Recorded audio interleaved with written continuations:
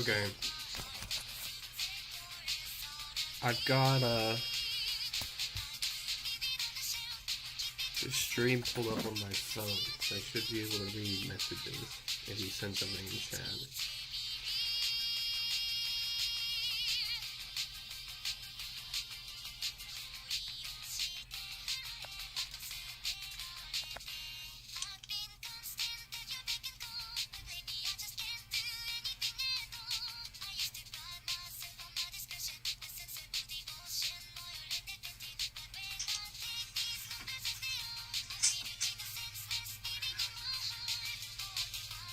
That's behind.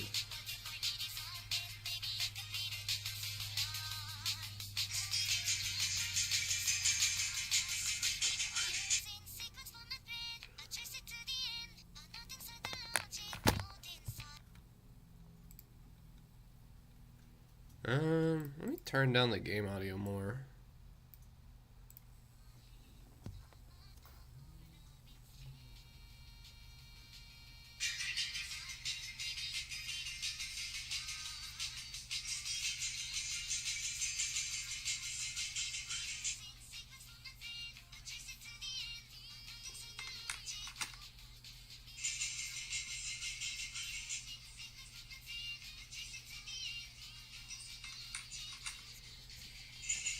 Oh, that's a problem.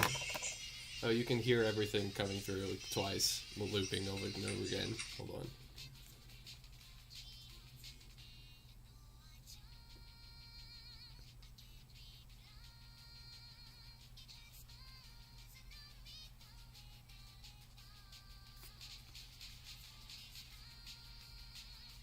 No, I can make that a little louder. I mean, I've literally never do this, so let's see. Minus 15 dB.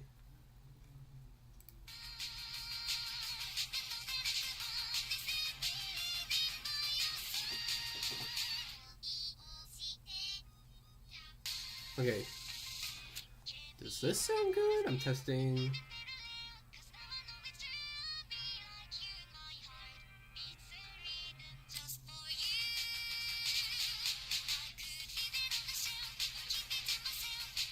Sure. Okay.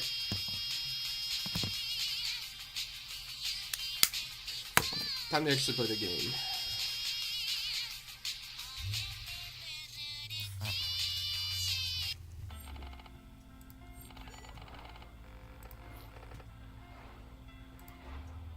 Alright.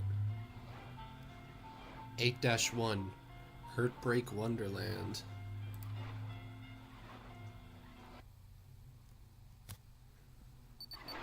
Oh my gosh.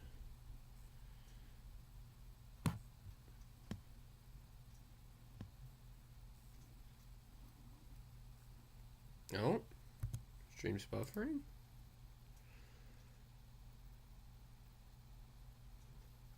No, it doesn't look like it. Maybe my phone's just bad.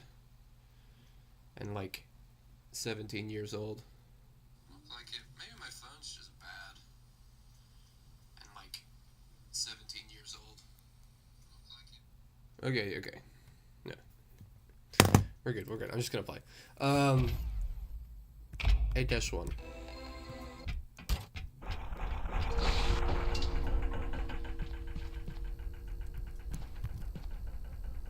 Nice little hotel. We came in. And then...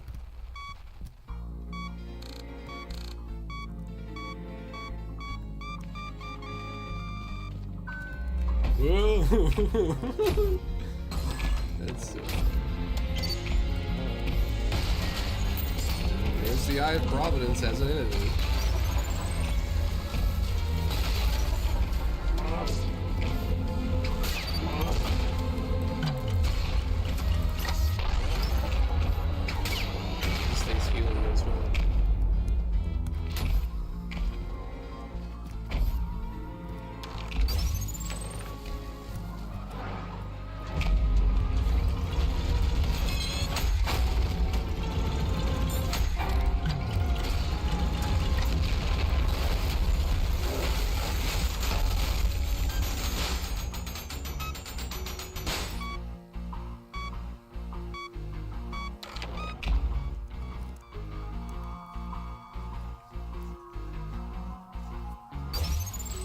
This is weird. I'm just watching myself on the other screen.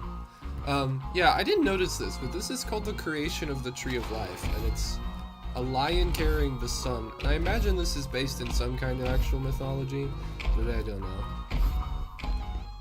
Anyways, onwards.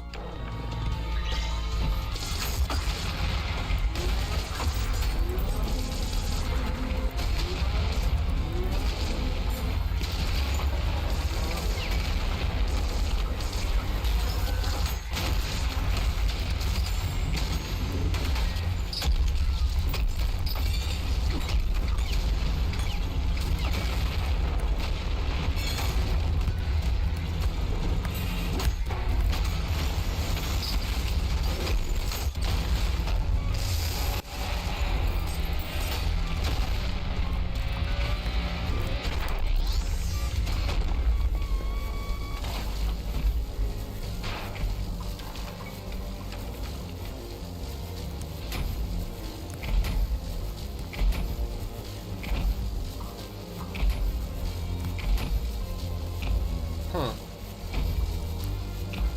Well, what if I try to leave?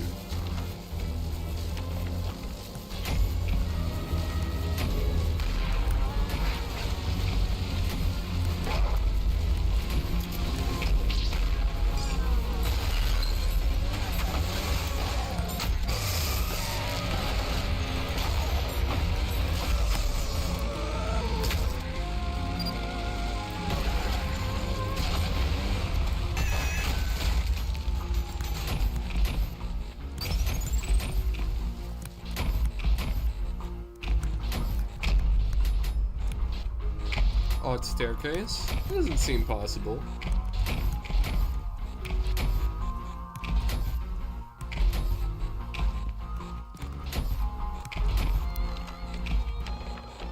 Okay, I'm really excited about this room because this is the first time we've seen anything other than Gabriel. This is like the main antagonist, Gabriel, God's will. You also have Phanuel, God's patience, and you have Raphael, God's strength, and I guess in this world, because everyone else is pronounced like this, Michael, God's wisdom. And I just realized who this is going to be, but like I'm dumb and I didn't realize it. But this has gotta be God's fallen angel, right? Like this has gotta be Luciel. Luciel. Like, this is Lucifer, right? Got it. Anyways, we need a blue skull to put on this pedestal so that we can get through this door. Remember that, it's very important that we need a blue skull.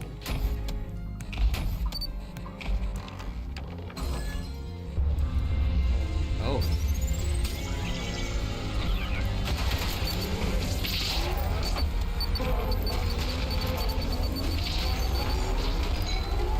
Oh, there were snipers in this.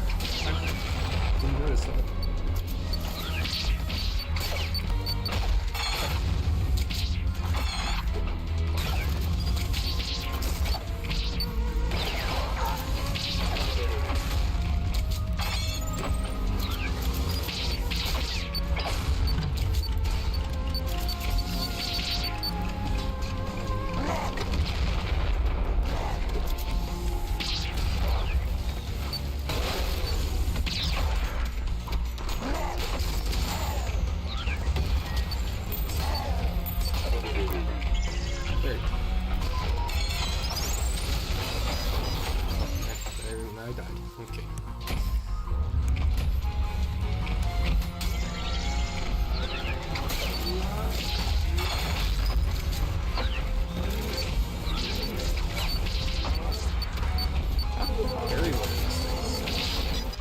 To be allowed to parry the big scary angels, but I have no idea how you do it.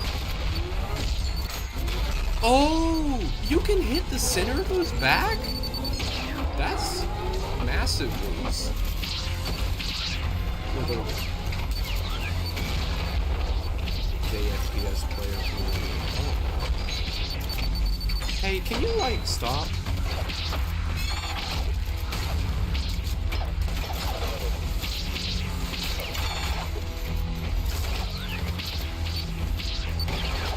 Thank you.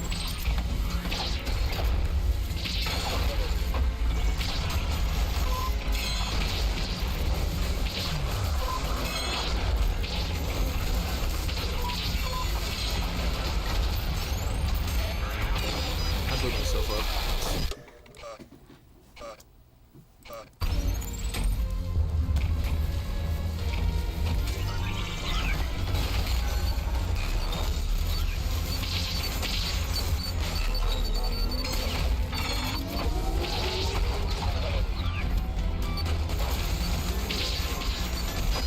No. I want to parry the angels more, they're cool.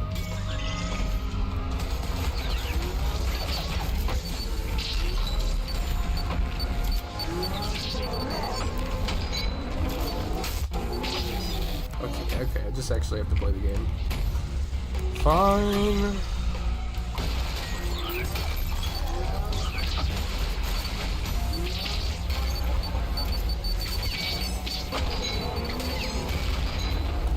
Okay, you need to stop.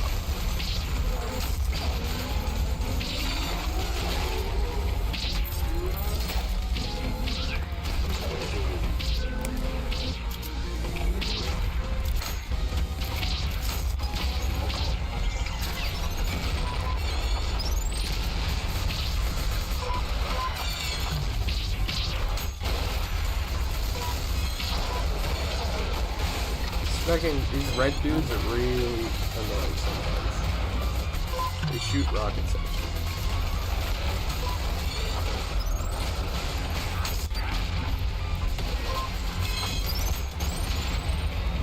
Is there another sentry turret? I heard the beep. Hey man. Hey man. Okay. any of these doors lead us back into the right place, by the way. All of them do the same exact thing. Oh wait, no, this is the different route. Yeah. This one, you can actually navigate the battlefield really interestingly, because the bottom floor doors take you to the top floor on the opposite side. You can actually see yourself, I think. It has the... Oh no. Okay, so probably the way this works is there are two copies of the room, and when you enter one, it deletes the other, and then creates a new one on the other side. And there are some places in this chapter where you can like see yourself going through portals. You just have to go out the other way. Okay. So we have a red skull and a blue skull. Obviously, as you remember, we need to take the blue skull because it was a blue pedestal before. We need the blue skull for the blue pedestal. Oh.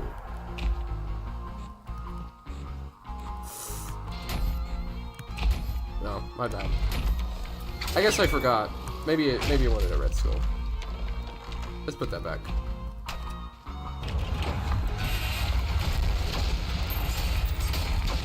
So fun fact, I've never done this room before. I don't know why. This never happened to me. But I went to watch a YouTube video of someone I liked playing this afterwards, and I learned that this is a thing. And actually, the whole time, this is just the stage, I guess? But yeah. Now it's a red skull, so we'll grab the red skull. Right on back. And yeah, it's a red skull. Great, we can progress. This level is so evil. But yeah, that's it. Here's the exit door. Oh, never mind. This is not the exit door. I don't know what I was thinking. Obviously, it's not the exit door. This is Morse code, by the way. This lamp is flashing Morse code. I don't know what it is, but I know it's Morse code. It's definitely Morse code. This game puts Morse code all over the place.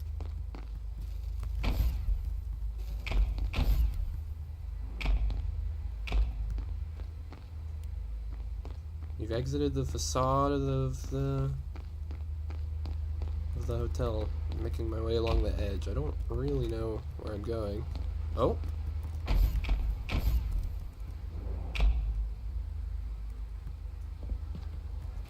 There's God. That's the Earth right now.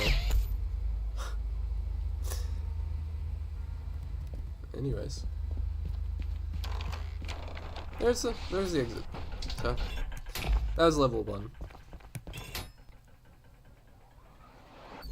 Just kidding!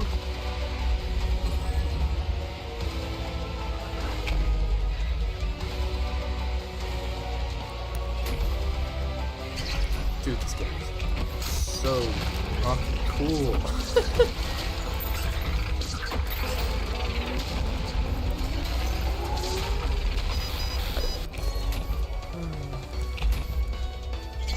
If only I wasn't the worst to ever do it.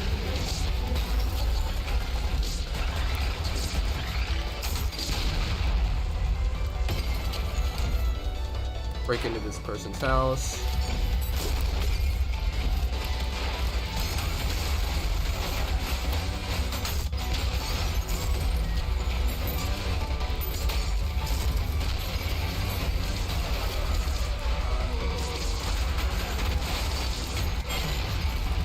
Oh, hello, malicious face. I will say that is actually the name of this enemy, unfortunately. Although, they're colloquially known as Maurice. Where's that healing orb that I didn't grab before? Oh, there you are.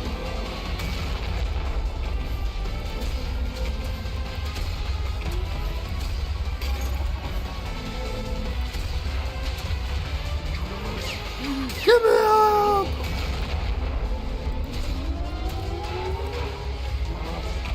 I really love the sound design of these guys. They sound so extraordinarily strong. Oh, there's another. Oh no, that's just the head I killed earlier.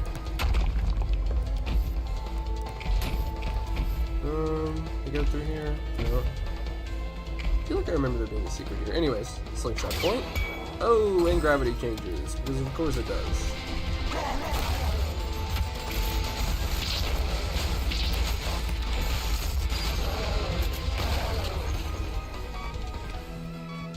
This is actually this is a very good tutorial. For the rest of the entire layer, anytime you see a green exit sign, that is progress. So this area that's like not actually very hard to get, like it is hard to get lost in this area. It is literally a completely normal room. This door right here teaches you how to navigate the rest of the layer. So it's like really good design. Anyways, time to go to the hard part. This is a whole ass boss, by the way. Like, we progressed far enough into the game now that bosses from the, like, 6th level of the game are now just regular enemies. Ridiculousness. Wait, there was an enemy up there. Hold on. I missed an enemy. We'll do a glitch to get back up there. It's called... Just gives you a lot of height.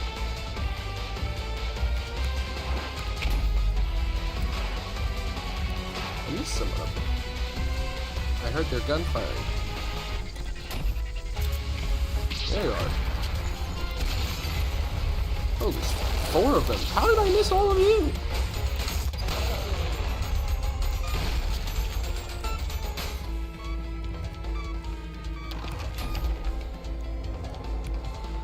Okay, Sisyphean Insurrectionist.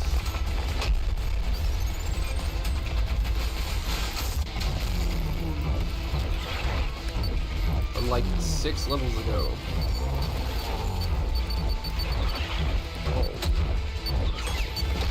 Oh, that's unfortunate.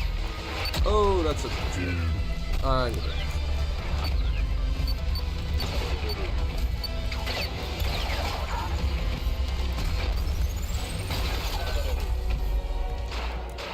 This is one thing, by the way, you might not know about Ultrakill, but the whenever the music always has 2 versions, the crazy version and the normal version.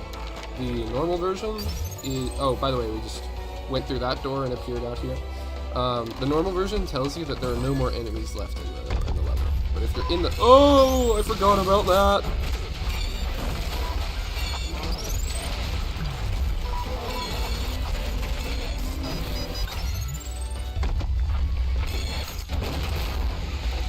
Yeah, the crazy version tells you that there are more enemies to be had. And the normal version tells you you're all done. Which is important because when you want to get like higher ranks in this level, in this game,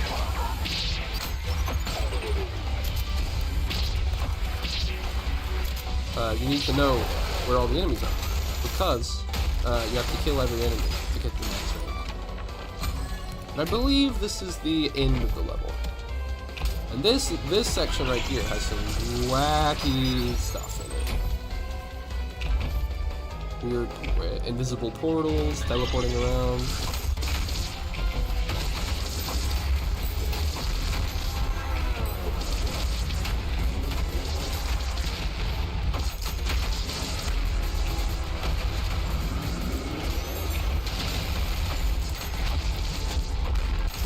Oh my god.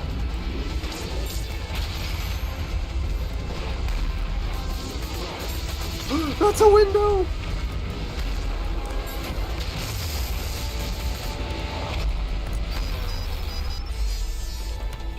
Where does the angel spawn? That's the one, by the way, that's summoning the column of light. Oh, there you are.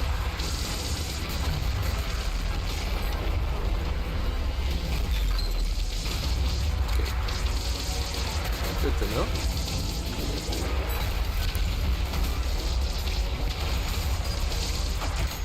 I only played this level like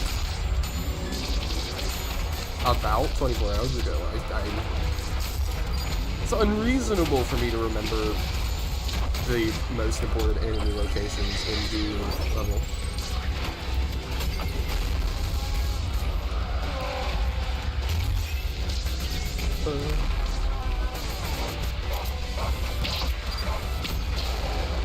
Gotta parry off. Okay.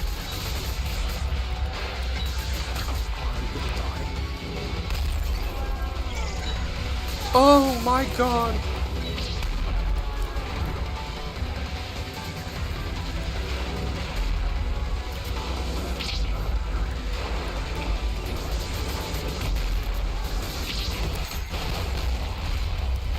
Where is the last idol?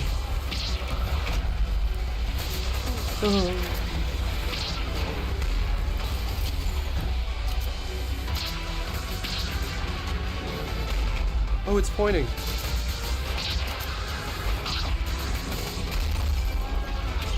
Okay, now I can kill you.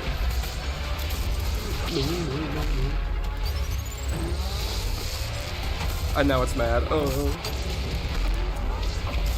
You need to go, you need to leave. Okay, you left. No, I didn't. Oh.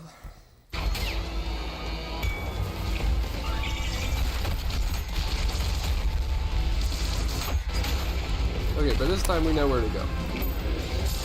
You're done. Oh.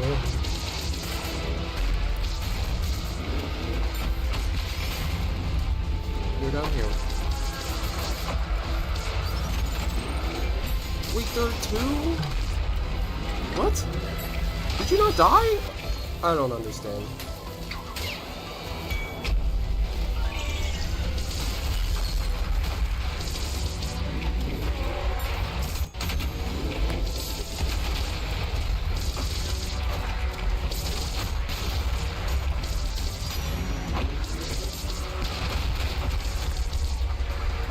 So, at this point in the game, one thing that's very, very important is parrying. You have to time your shots well. You have to be good at deflecting enemy attacks, because it is like the most reliable way to heal in the game.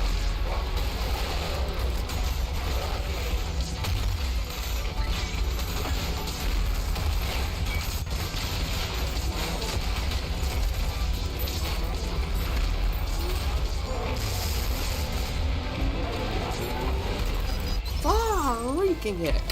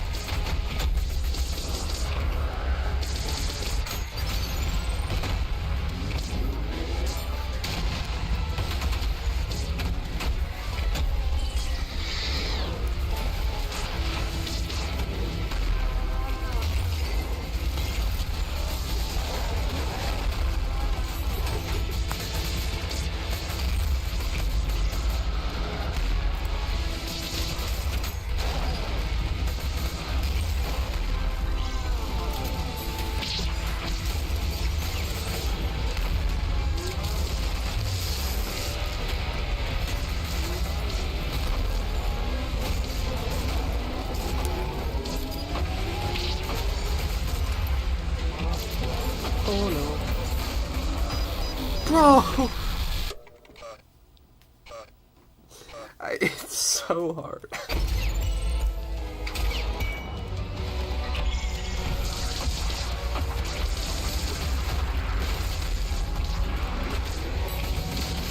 You know what? I am gonna change my strategy a bit. I'm gonna take out the angel. But I'm just gonna go around and take out all the cannon fodder, because they're the ones that are actually killing me right now.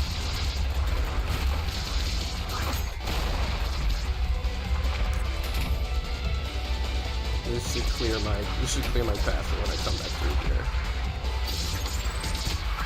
No, you followed me inside. Oh, you can teleport. Okay, I didn't know that.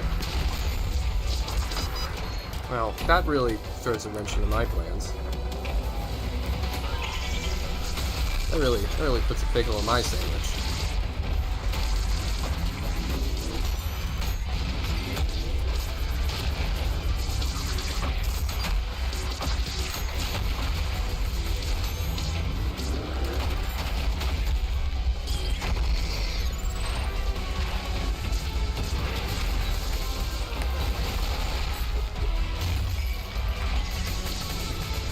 Well, I think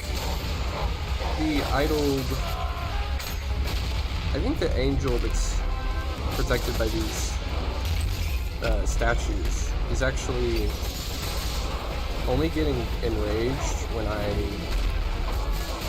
break all the statues. Or at least there's like a much longer delay for it. I think I actually have time to take out some of the cannon fodder.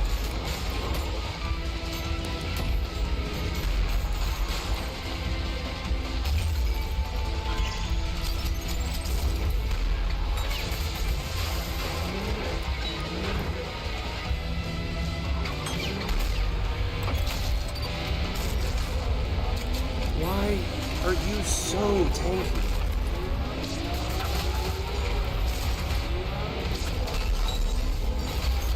No! Oh my god, I was like literally a half second away from surviving that.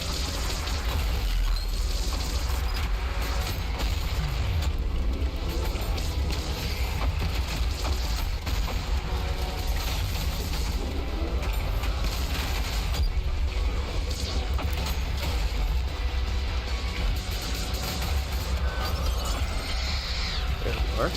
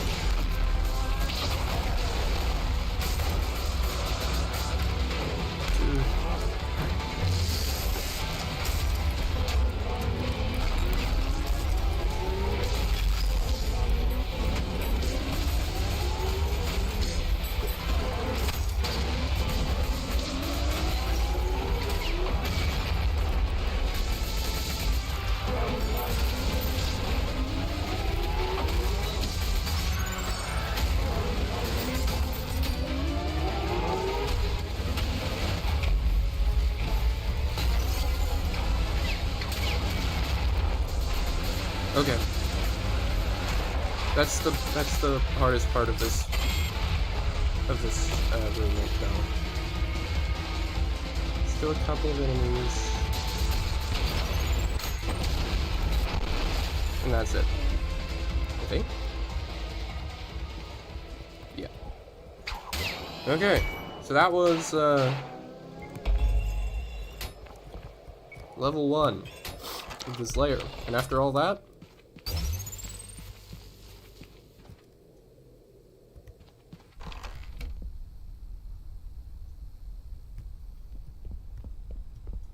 and if you actually go back, here's the entrance. So yeah, the whole level is that big.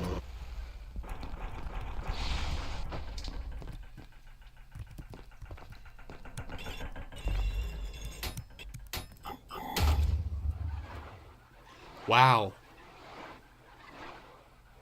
I missed a lot of kills. You're supposed to get S rank for kills if you kill everybody. I did not do a good job.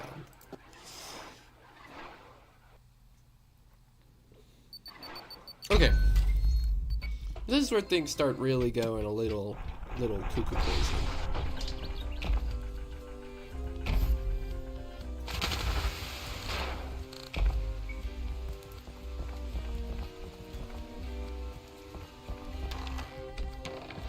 My first reaction upon entering this building was, oh, this is just a Gmod map. Like, this is literally just You just play Counter-Strike in this.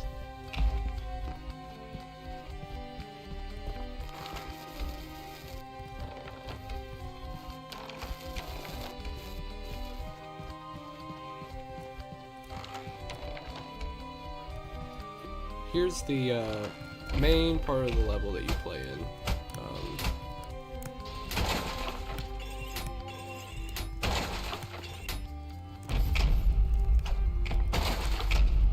This sort of elevator stairwell area. Basically, the entire level loops back here constantly. It's kind of ridiculous. So yeah. Here's layer 2. We can't go through this door because we have to reset the power. So a really, really big part of this level is just getting into maintenance so we can reset the power. But we're gonna go the long way.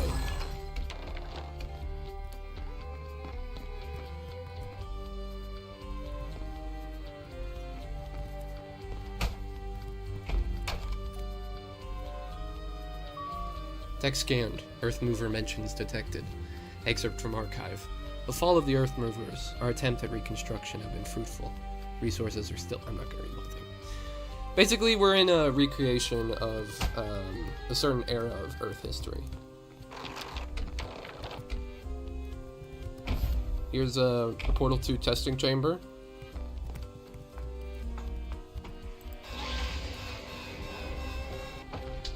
Hey, we got the blue skull. Nice. Did you see that behind us? In the mirror? Yeah. That's important.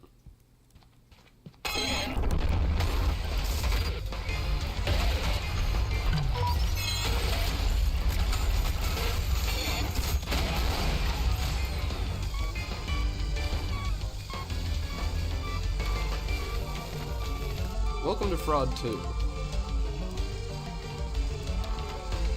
And we're back at the stairwell.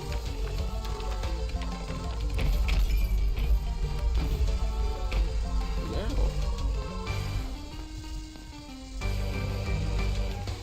I still don't remember where to go.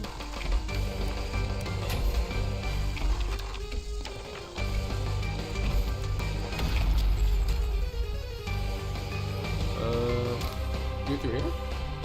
Ah, yes.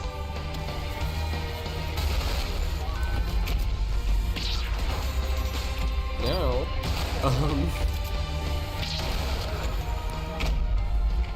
we can switch to gravity. And this is where everything gets really confusing, and I struggle a lot. But yeah.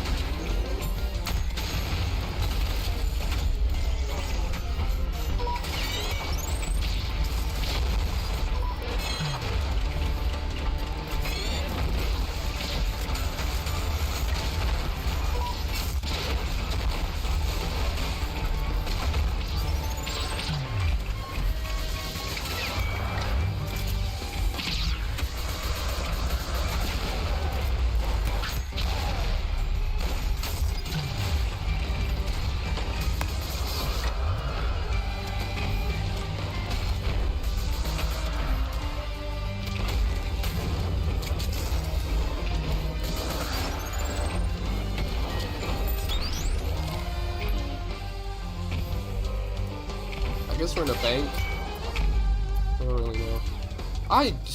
This is so cool. How do you even begin to code something like this? But anyways, this room's kind of funny.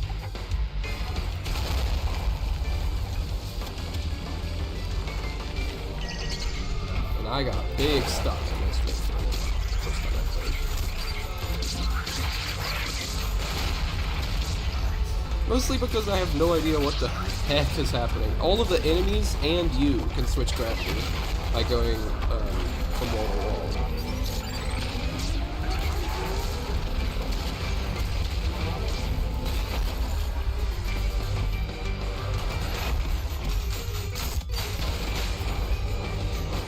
I set you on fire, literally. See, like, I just exploded that guy, and instead of going somewhere that makes sense, he got knocked all the way over to the wall, which became his new gravity. And this thing is so cuckoo bananas.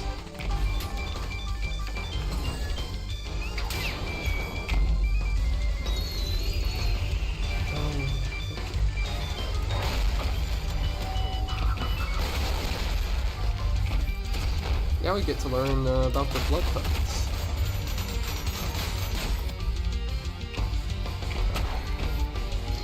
So, this guy.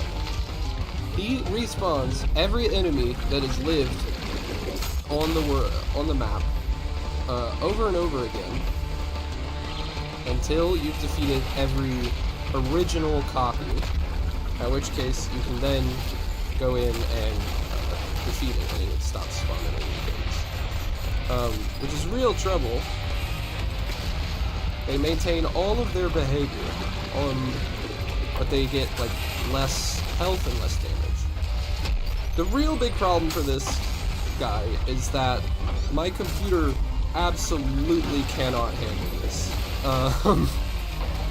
These guys are the only thing in this game that makes my computer lag. Not even like the magical portals or later when you go into the universe. No, it's the blood puppets. I even changed a bunch of settings to try to get this to work. It is just so difficult. There you go. And just like that, everything looks completely normal. Yeah. And now we're outside. Because of course we are. Except it's not outside. This is a screen. You can see because there are... Oh, hold on.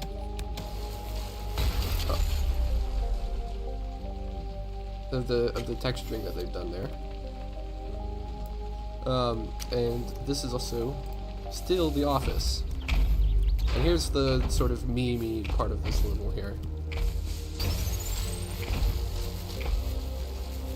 This is the real throne.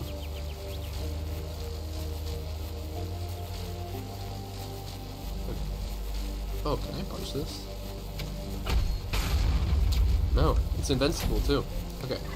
Well, that's nice. Now we're outside.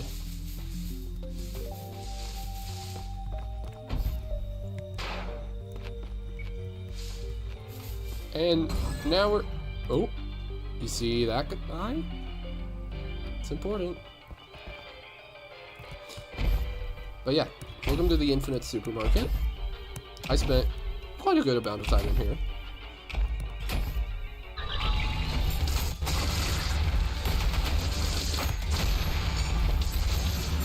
I don't know why I keep trying to shoot rockets at the giant floating heads. It doesn't do anything.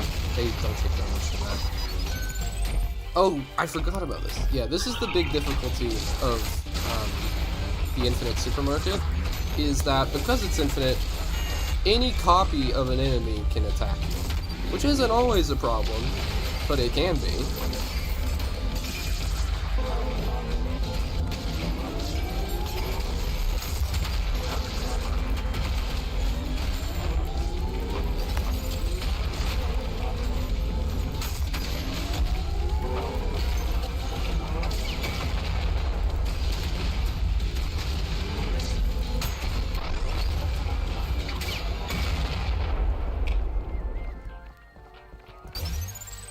Let's follow the scary guy.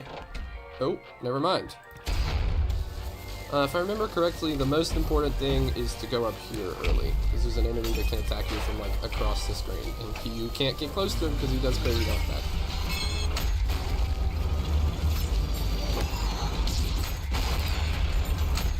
There you go. It should be easily taken care of now.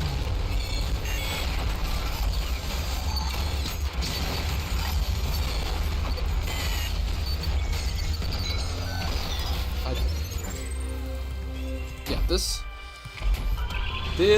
is definitely the section of the level that took me the longest. Just because there's not a checkpoint, you have to deal with this room and this room. And it also took me a really long time to learn how to deal with that big bubble.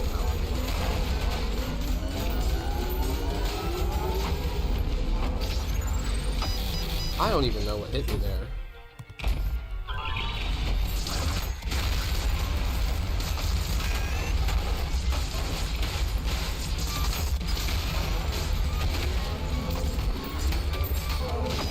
Oh. He shot a giant fuck you laser and killed me. Okay.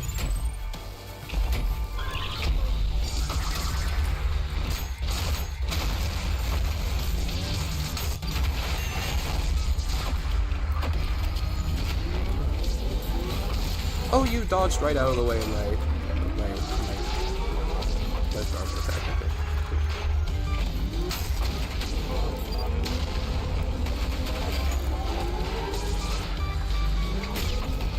Oh, you are a liar.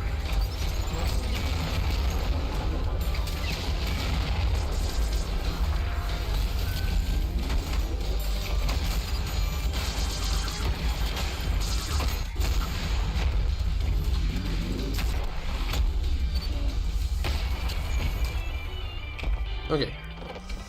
Part 2.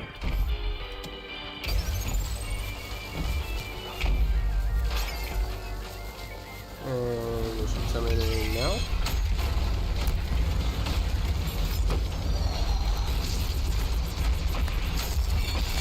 Oh no. See, you have to parry him really quickly so that he stops tracking you like a magnet, and I couldn't get close enough. I was probably supposed to grappling hook to him, but I did not.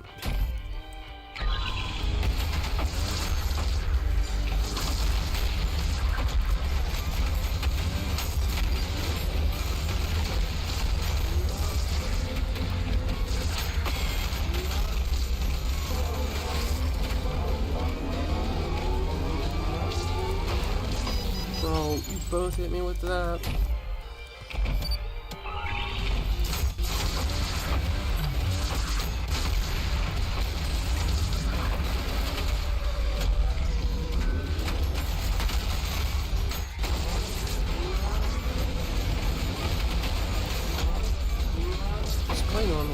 Oh, the sword machine's alive? That's rad.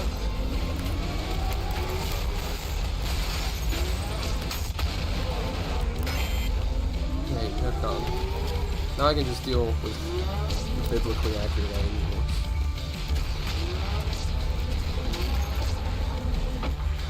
Oh, you're behind me, but also in front of me because you repeat infinitely. This is such a confusing level. Okay.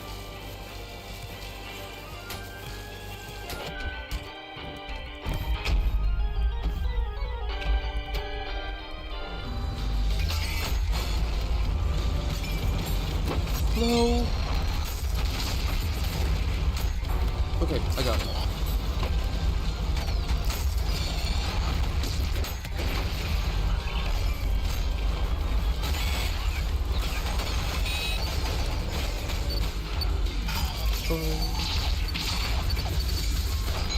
No. I forgot about the cross-map snipers.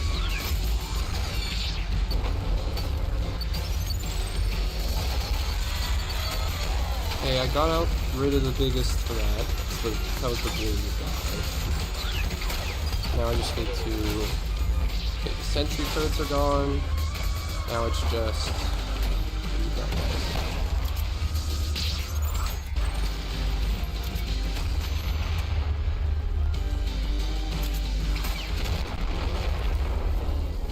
Okay. So now we can escape the infinite supermarket.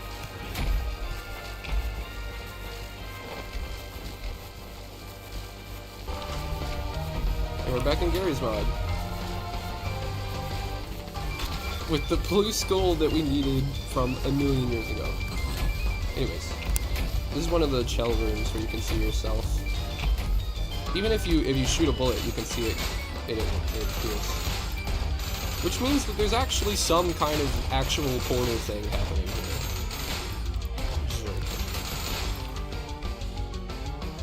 Oh, okay. This room is very interesting, I remember.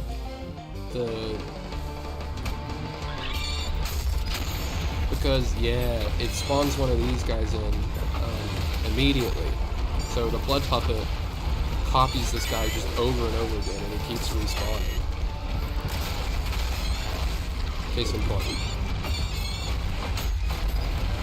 However, the blood puppets again, they have like half health. They're not tanky at all. What is tanky is, oh my god, you can't see anything.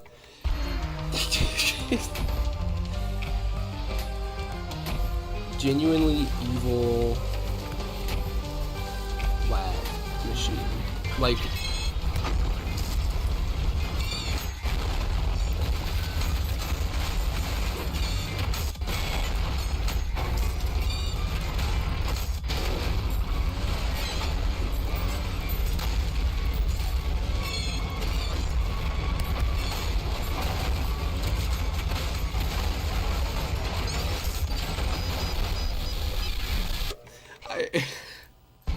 oh yeah, I don't know if I made this clear,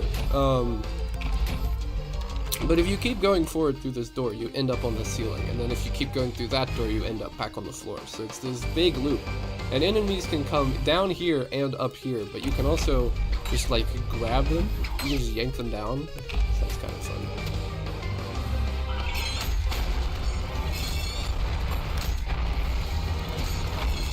Oh, there's street food.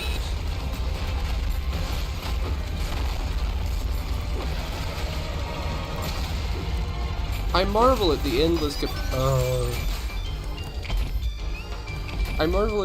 capacity for this game to add street cleaners into the mix. They're the flamethrower guys. Oh my god, where is my parry?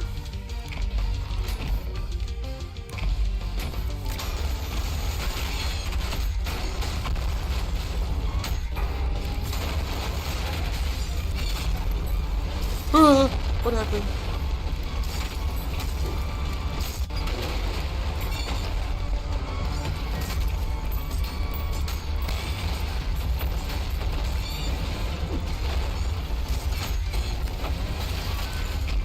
I will say the blood puppets can still heal you. So part of the strategy is like balancing killing the blood puppets just so they don't kill you as well, and then also killing the actual enemies you need to kill. Because like blood puppets make it harder for you to survive, right? They just definitively do. But they also give you more. So it's like a weird mix.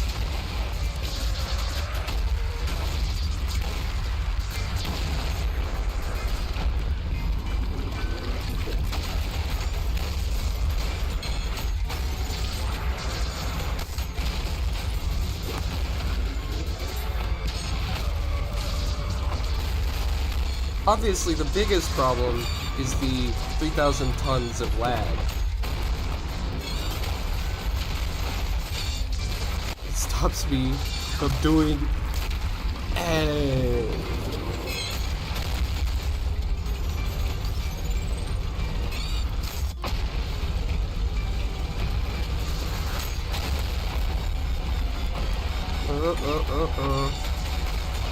No.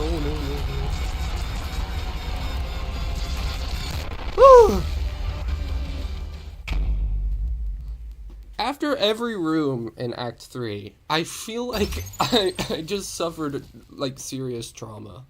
Like, in a good way, though. There's so many giblets on the floor, everything is... It can't handle it. Okay, well, we're back. We got the red skull.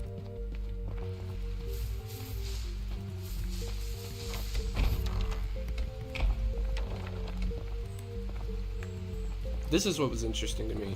So we're on the opposite side of those elevators that were out of order. Like, they didn't actually exist in the real world. And yeah, we can...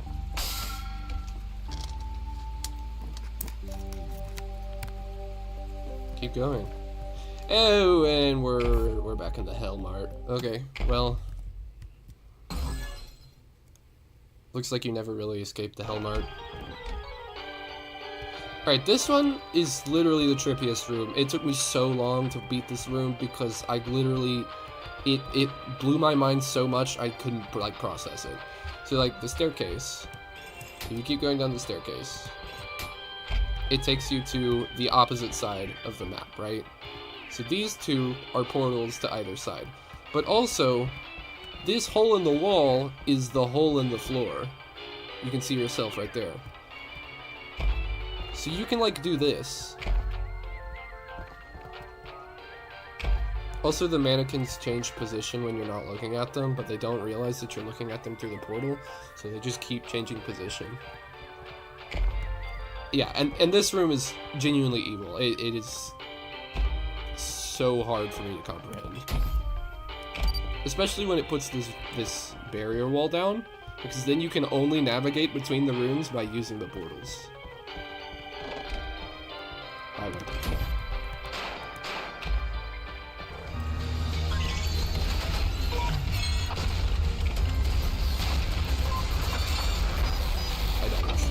Okay, cool.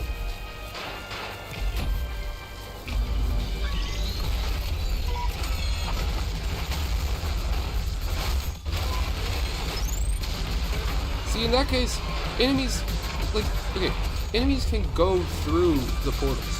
So the big red guy just fell through the hole in the floor and then teleported behind me on the other side through the hole in the wall. This is such an evil room. And now the gate shuts, and there are... You have to use the portals to navigate, or else you can't get to where you need to go. I have to say, it's very good level design, right? It's just evil and malicious.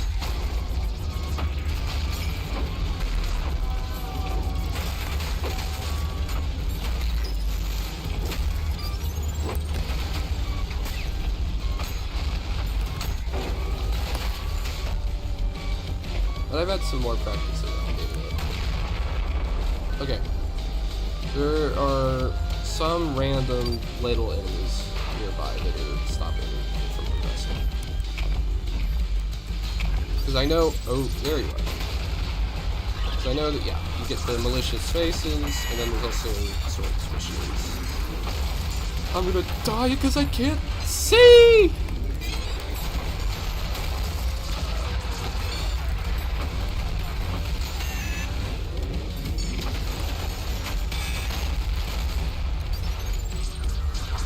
It's so laggy. Oh.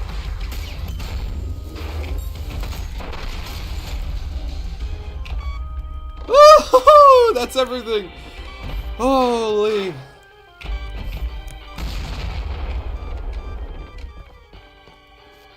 Such an adrenaline rush. Yeah, that launched us out of this vent. And, yeah, there's maintenance, so yeah, we can, that was, all of that was to open this door. Ah! Fucking, oh my god, I forgot about that. That is so scary. That is so...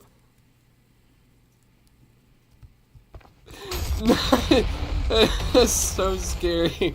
I forgot about that. No, you have to go through here. Yeah, Jesus Christ. It's so freaky scary. And yeah, we can break out through this glass. And then, should be another glass somewhere. Hold on. We have to go to the fire escape. Looks like it.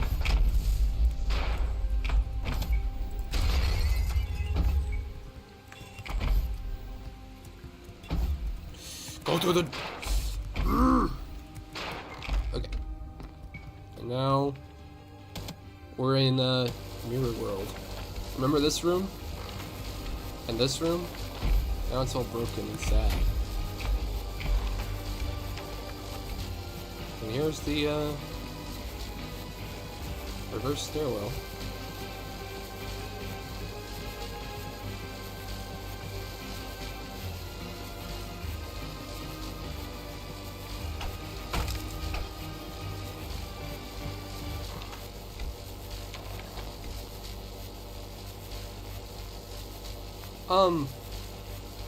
Your reflection is gone.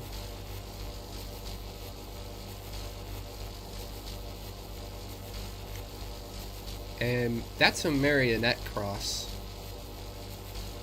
And, these are strings. So remember that dude that's been following us? That creepy guy that shows up in the mirrors? He's been puppeting our reflection this whole time to guide us somewhere.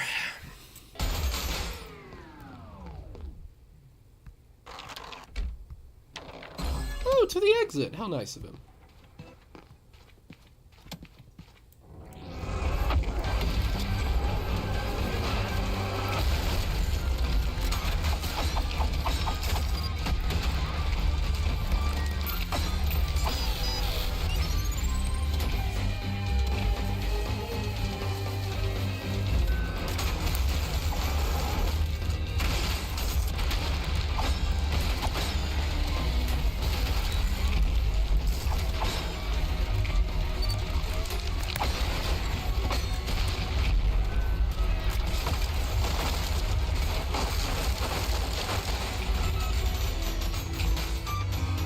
There are the hands. The hands propagate from the mirror reaper, so anytime you see the hands, you know that's where he is. I killed myself with a rocket. Oh. This boss is freaky to me, but it's also insane because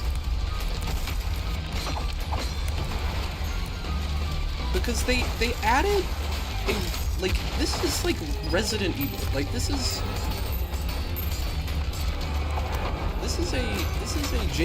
like a survival horror game boss in Ultrakill, which is a game that is like the antithesis of a survival horror game. Like, a survival horror game, you get very little resources with the intention of like making things very tense, right? You have to face a lot of enemies without any kind of knowledge of or any reliable way to survive, right? Every method you have is sort of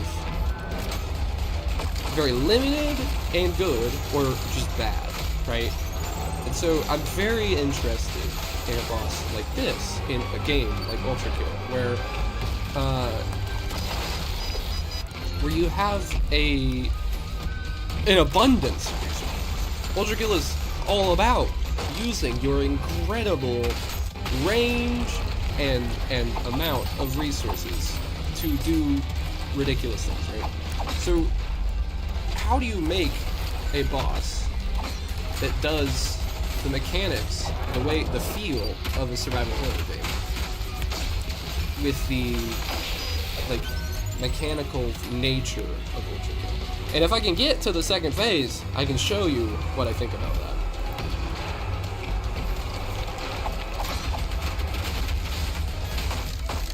I do think I can't talk completely. For one thing that's very clear is that this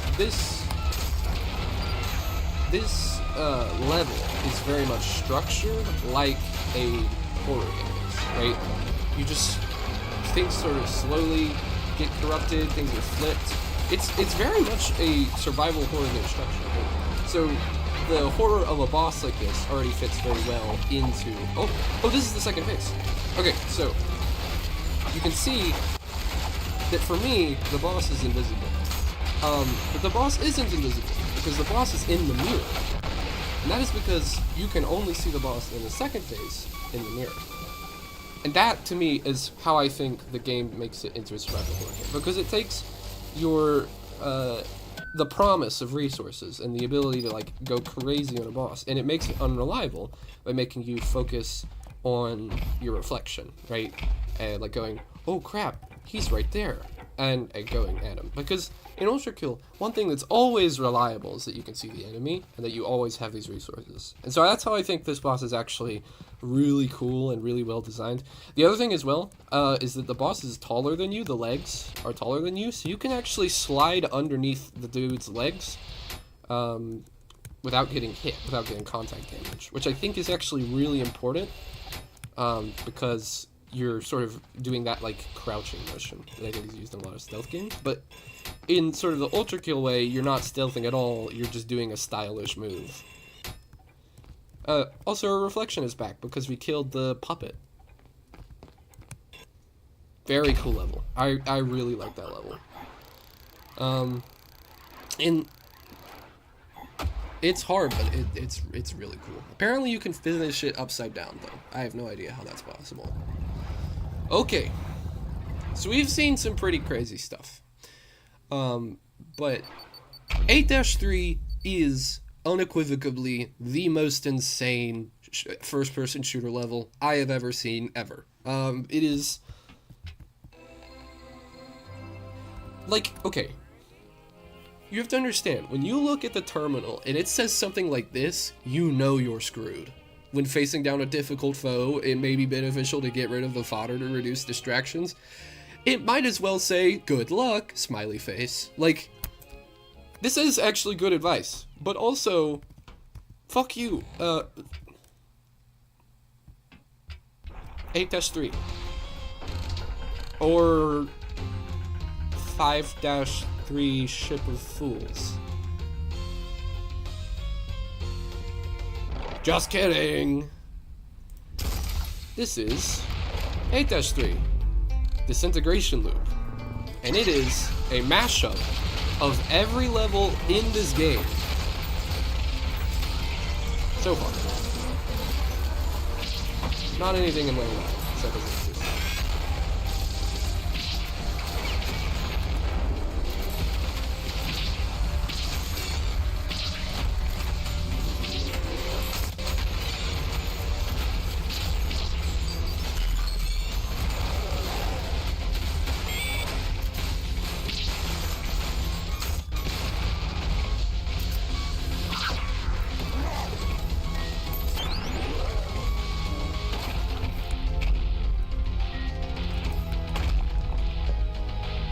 Oh, there's someone alive.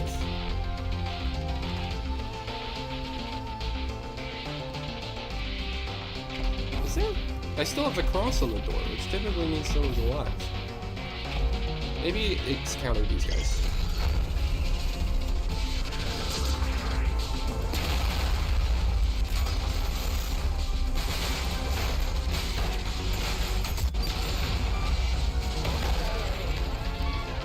It kind of runs with the loop theme a little bit.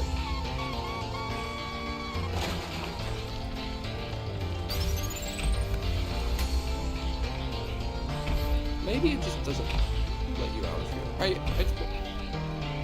I don't like to miss enemies, but I genuinely don't know where this guy could be, or if it is a guy, so I'm just gonna move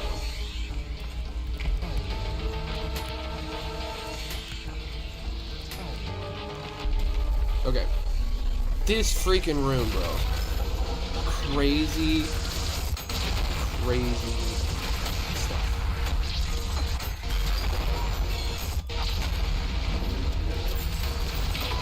Ooh,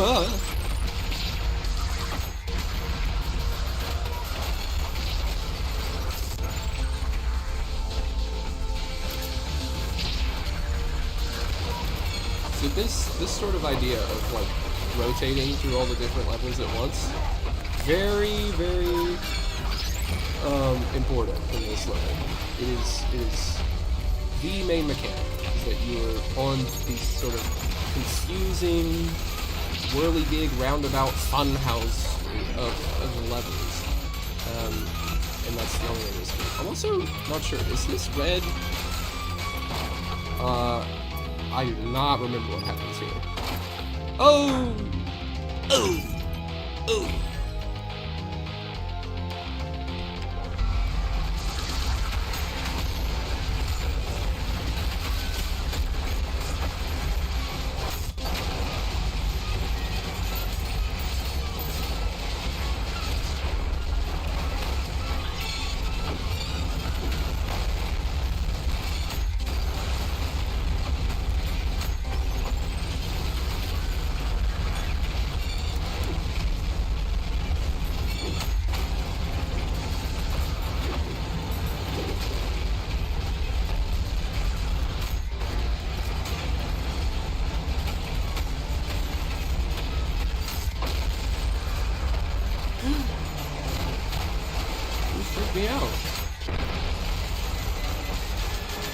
Anyways.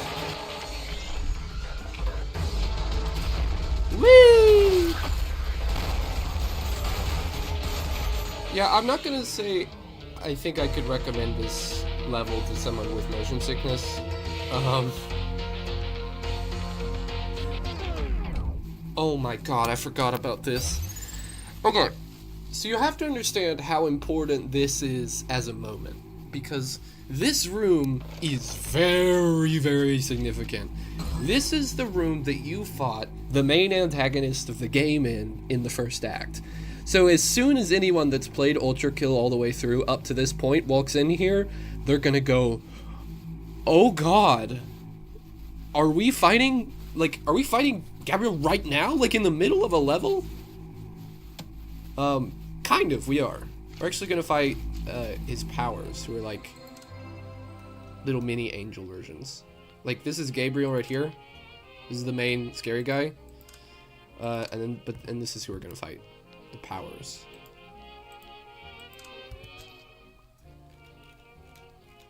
Anyways. Oh wait. Where would this be? This is actually this is actually useful for the game. If you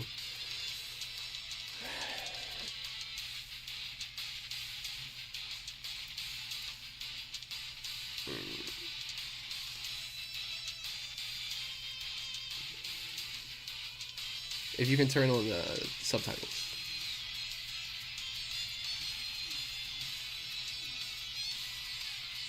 I've never turned on subtitles before. I wonder if you do it.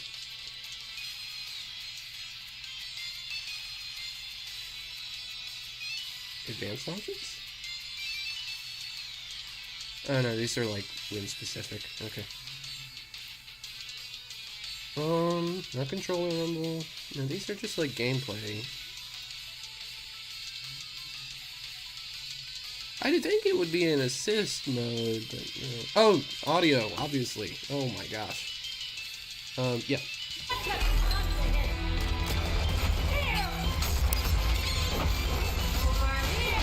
So, what's interesting about these guys is that they're kind of like Gabriel in trading. So they have very similar attacks and behavior to Gabriel, but they aren't as strong.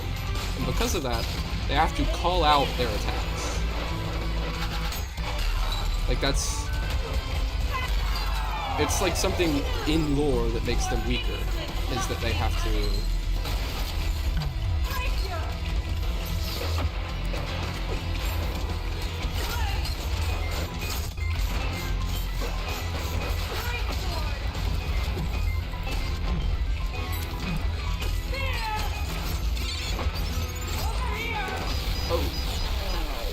And then you have to fight two of them at once.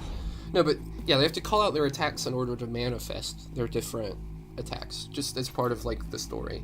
Another thing that makes this fight very interesting, but also I'm not sure if I like it, is that you have to fight two of them at once. And the way that their AI is coded is they don't attack you at the same time if there are multiple. They take turns. But if you end up attacking the one that isn't attacking you, it gets mad and it starts attacking you anyways. So you can end up with two of them fighting you at the same time when you're supposed to only have one of them. What that means is it's really difficult to sort of balance damage. The other thing too is the easiest and most consistent way to damage them is to parry their attacks. But that enrages them, and if one of them is enraged, then you get attacked by it anyways. So parrying it does also mean that you have to fight two of them at once. So that's kind of the difficulty of this fight. It kind of feels like it wants you to attack them one at a time, but it also feels like mechanically you're not really able to. And so you just have to fight them both enraged, pretty much. Or not, I don't know. It's like just a difficult fight in general.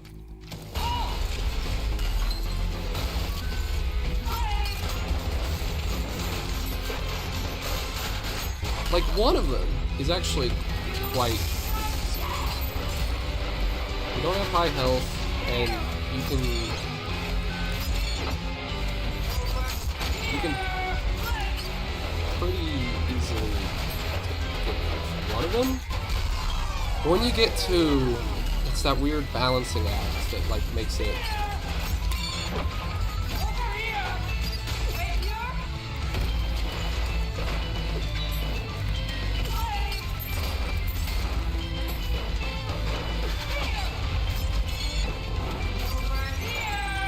I can't remember if I engaged with this one.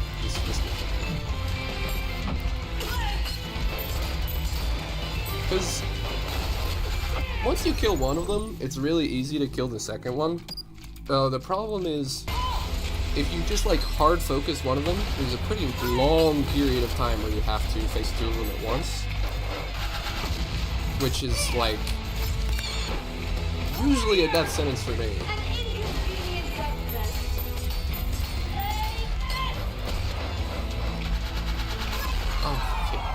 It just blew itself up. It shot me with the bomb and then teleported right into me. Oh. I got away with that? That's crazy. I guess I must have attacked it right at the end of its attack phase.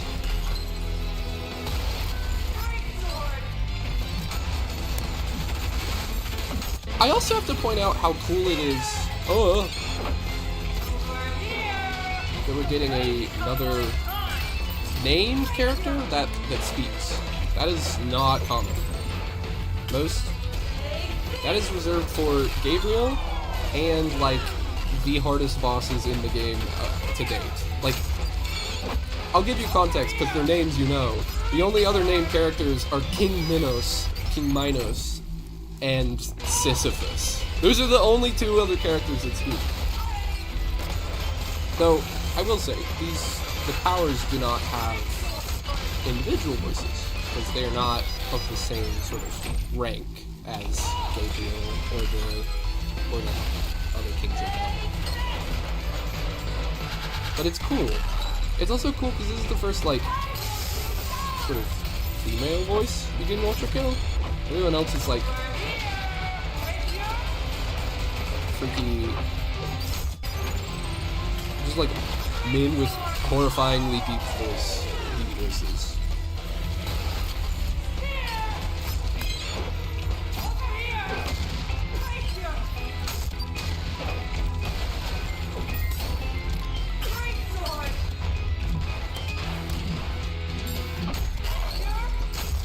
You can see now one of them is enraged.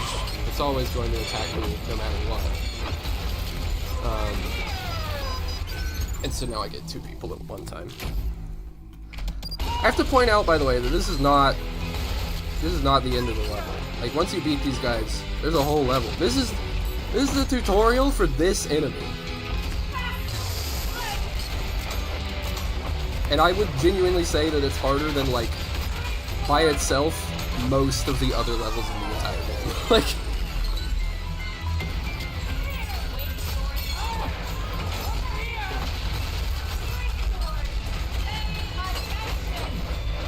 you can see when the pay attention line happens, or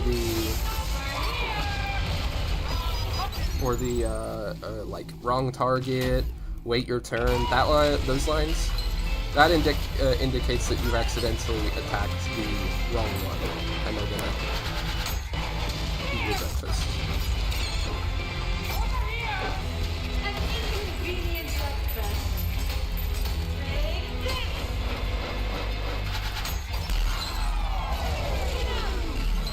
I do kind of really enjoy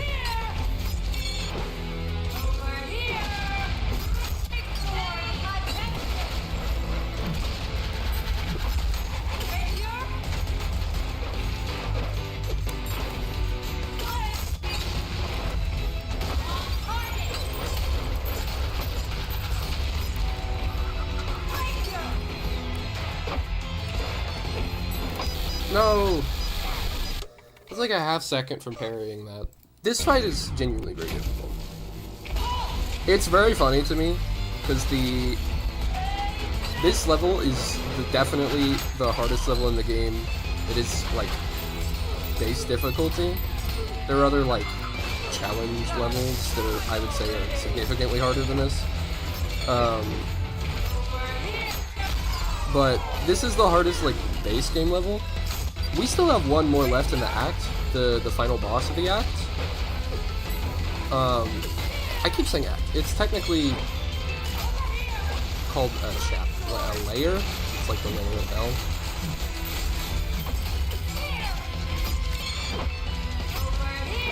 No.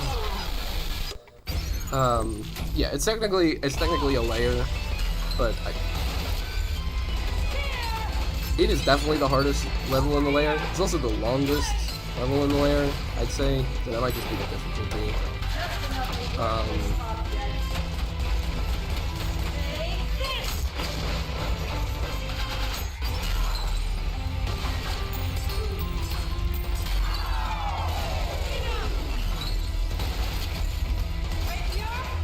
not gonna lie, it is significantly harder to play games while talking. Especially something like this that requires light.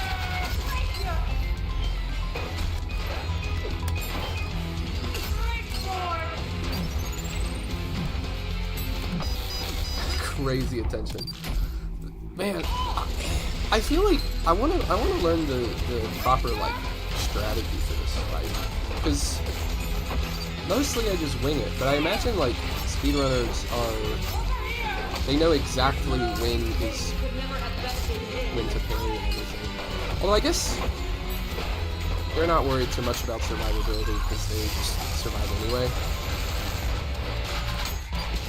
So they probably don't actually. They just parry everything, probably. Because that is the easiest way to do quick damage to them.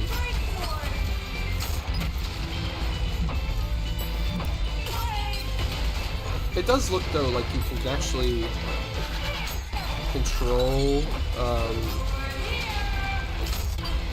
Ooh, this is a good opportunity. I accidentally knocked Power Lahahia into a pit and I died. If you knock them into a pit, that does a bunch of damage. So if you parry them while they're flying over outside of the boundary of the arena, that's a good thing to notice. Then they will fall into the pit, take massive damage, and then that's probably one of the fastest ways to deal with these enemies in general, probably.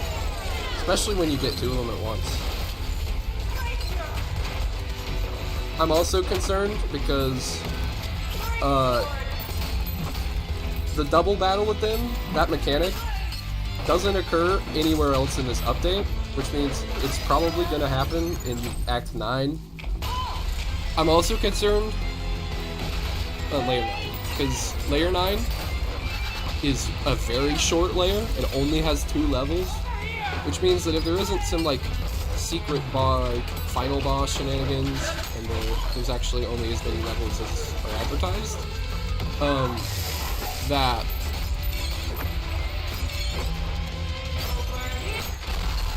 we are probably going to get a very, very difficult last chapter, which, I will be honest, I wouldn't really want... I really wouldn't want anything else. Like, I think... in a game this difficult, it is so necessary to have a difficult climax. Like,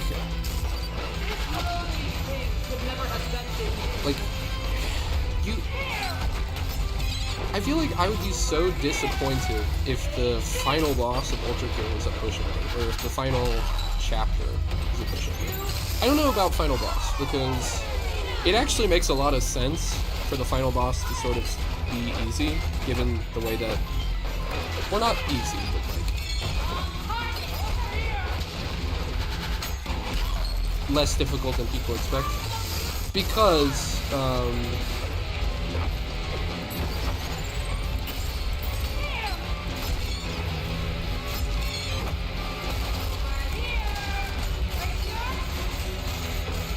V1 as a character is just incredibly strong, and that's like something that is demonstrated over and over again.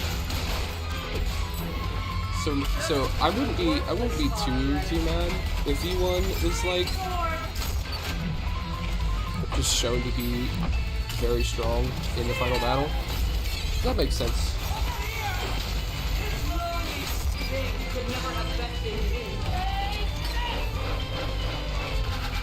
No! Oh my god. Legitimately, I just needed to heal once and I was fine. I missed that parry by like maybe like half of a tenth of a second.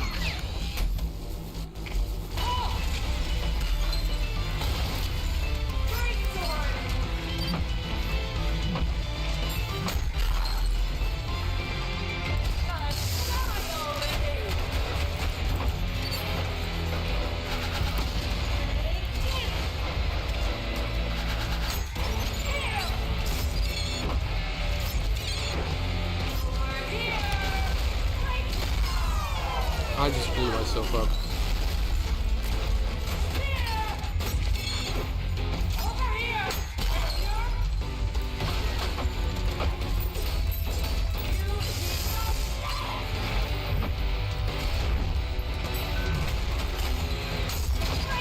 I just realized that that's an angel.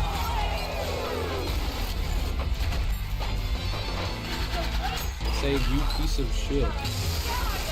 Doesn't seem super heavenly. And anyways.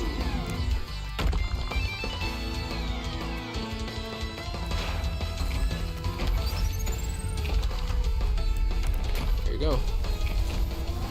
These are the powers. Ah, cool enemies. I like it. I'm excited to see more, like, big players as we go on. Like, it's like, there's no shot that, like, the most difficult of the secret bosses isn't, like, or, like, we have to fight Lucifer, right? We have to fight, this is based on Dante's Inferno. Like, Garyon is in this book. Like, the creature that they fly into into Fraud is in, or into Treasure, I think, is in this game. Like, they have to have Lucifer.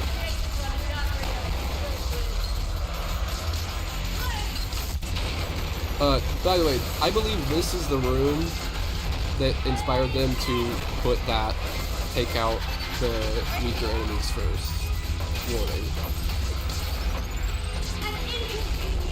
Because if you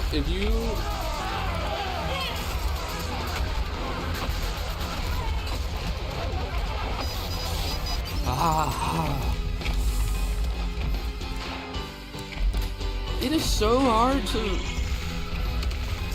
pay attention and play. That's crazy.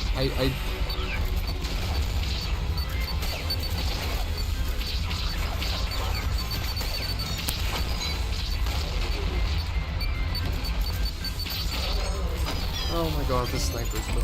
I am so bad with the sentries.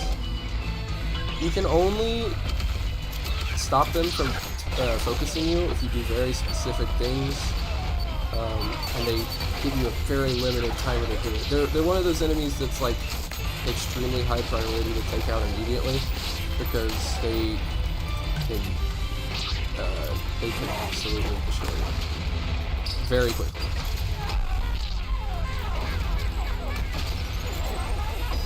And I'm one of those idiots that shoots a rocket right in front of me. So, I need all the help I can get.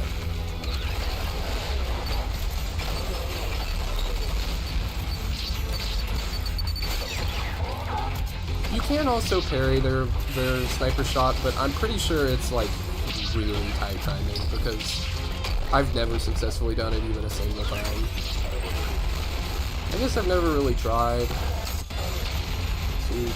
too much to do it, but I can imagine it being easy to parry a sniper.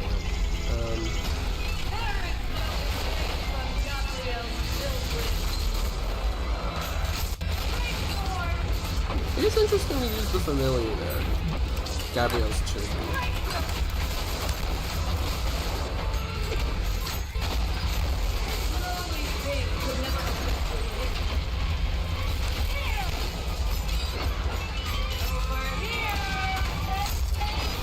Oh my god, I blew myself up again. Wow, that is crazy. I am blowing everything up.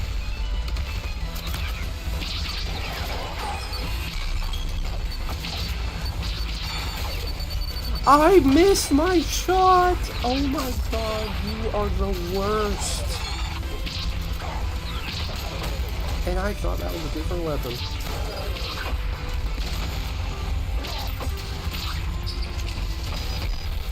I blew myself up again. Wow. Wow, wow, wow, wow, wow, wow, wow. Crazy work. Crazy work from the person that played this yesterday.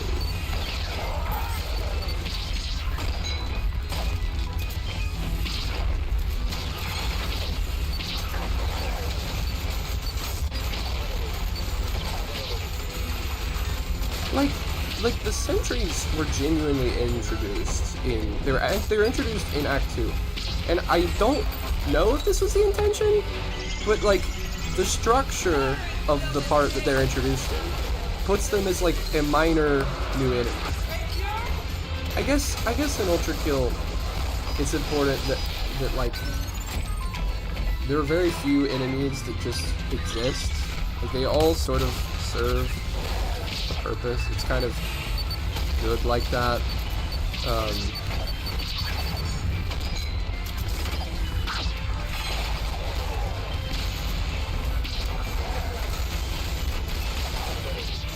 It doesn't really do things for no reason. Like they're not adding any more guns to the arsenal because all of the roles have been filled. Like they don't feel like they need to do anything else to have a complete game. Anything new, I think, would just make it feel kind of bloated, right?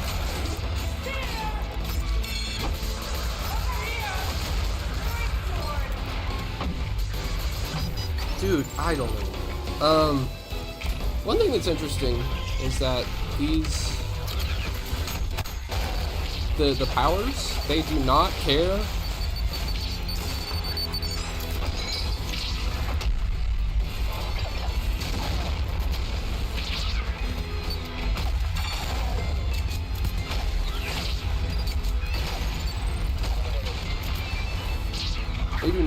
about the well-being of the enemies that you're also fighting against.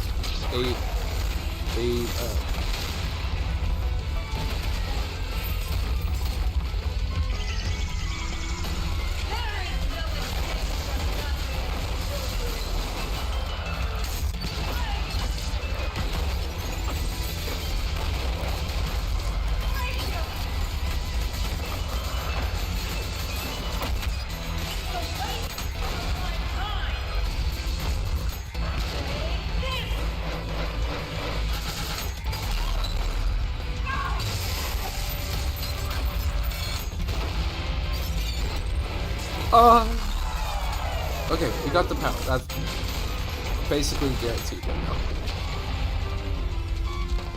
And now, we get the title card again, which scared me because that means there's a lot left. And there is, actually. This is a very common thing in the third level. You usually have to go through two sort of gauntlets to get 2 skulls. And then the skulls will, if you get 1 skull, you can leave the level. If you get 2 skulls, you get a secret boss. Not really a boss though, it's usually like 2 of the same boss you've already fought before. I'm not going to do the secret boss, but I do want to show you the red room, because the red room is the most ridiculous thing I've ever seen in my life.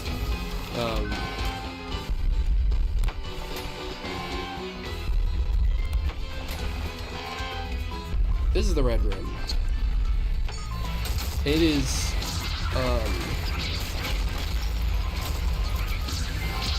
ridiculous. It has portals and rotation and like 4 different rooms in the same room. All the enemies can travel between the 2 rooms. It is... I genuinely don't know how the heck you even start to make something like this. Like, it is genuinely kind of scary to me. You can also see that the gravity has changed. Like, we are now upside down.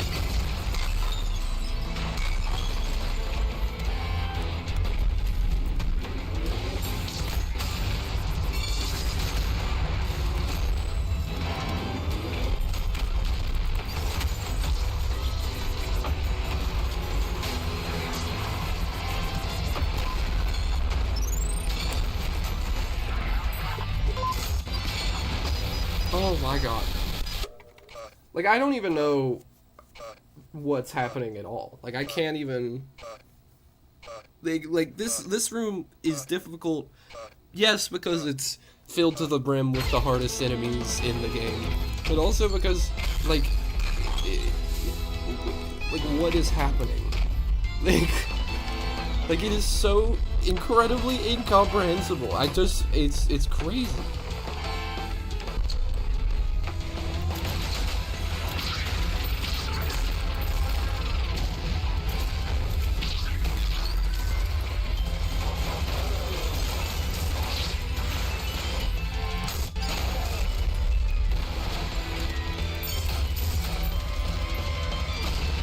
Why did that blow me up? Hello?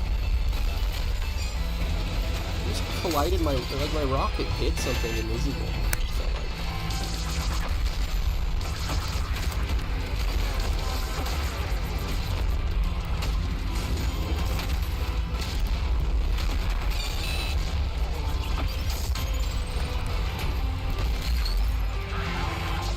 Woo! Now everything is sideways. Like, how? What is happening?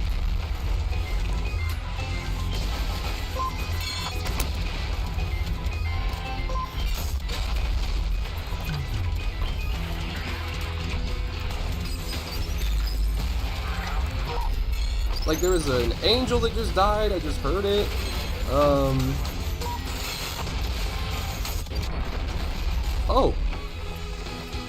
Oh, I won. Mind the landmines. Here's where you can see, though, the exit signs names.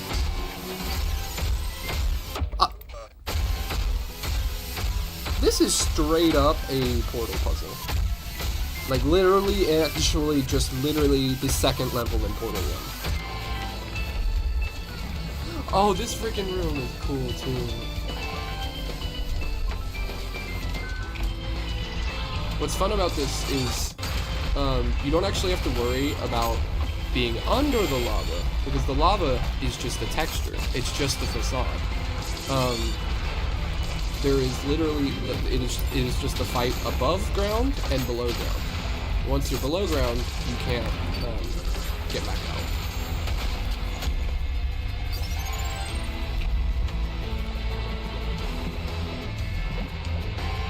There's something up there. Oh.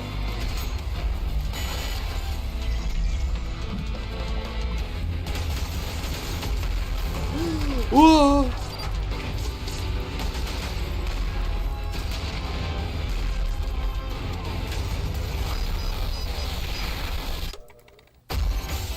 I got blasted into the stratosphere. Oh well.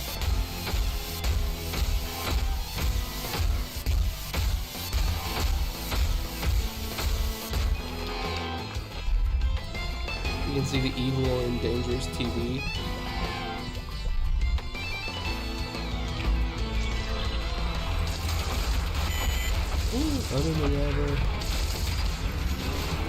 Why do I have the parry? You can't parry with the red arm, and I needed to parry, and I had the red arm out.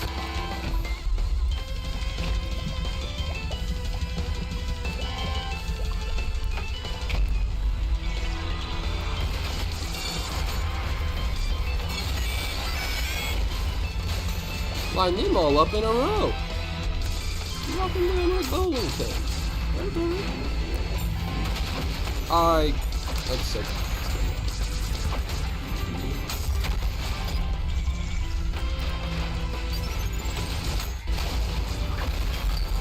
Okay, I killed one egg. That's probably enough.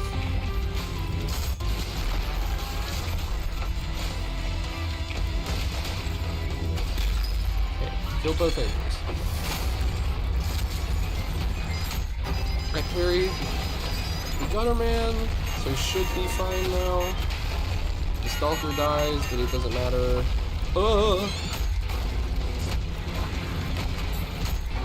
I parried the Gutter Tank,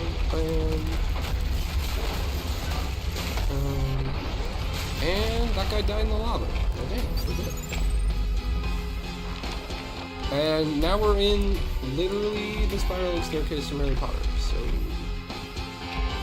I guess Akato's transfer. Shame!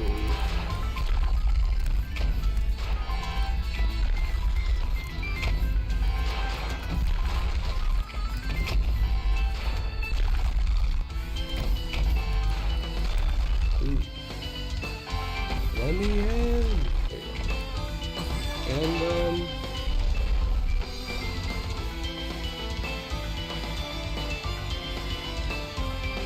dude, this room is, again,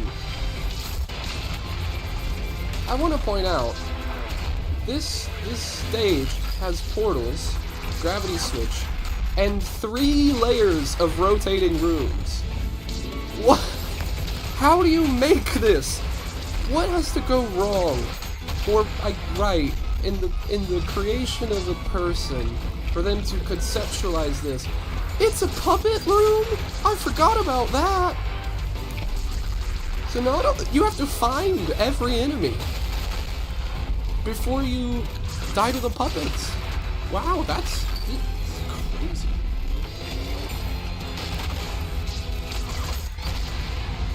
I'm as surprised as you are, or as any other person that might be able to comprehend this game, because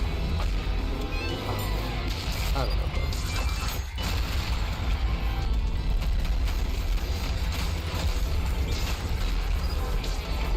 I need to kill the angel. Oh my god!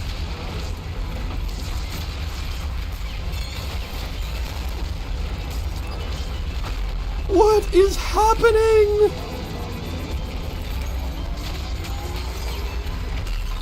Give me the health. Yes.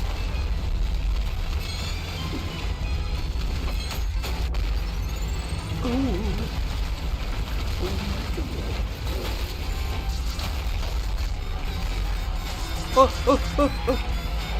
Die. No. Yes. Oh my god!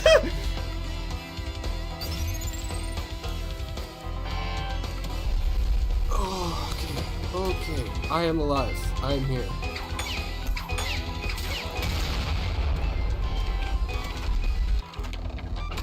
And, yeah. We made it out.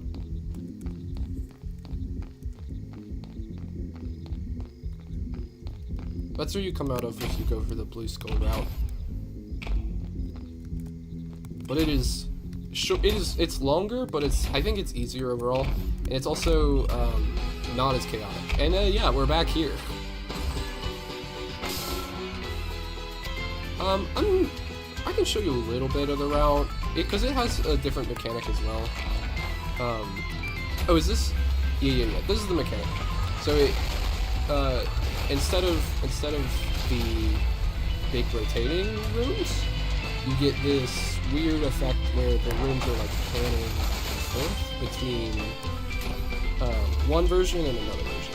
So like, you go here, we're back in the shopping mall in Howard, and that.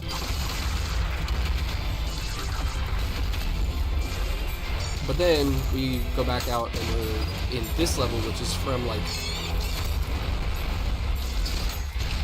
actually like, I don't know.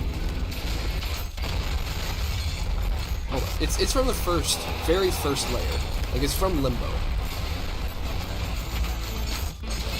So you're swapping between literally one level ago and 7 chapters layers ago.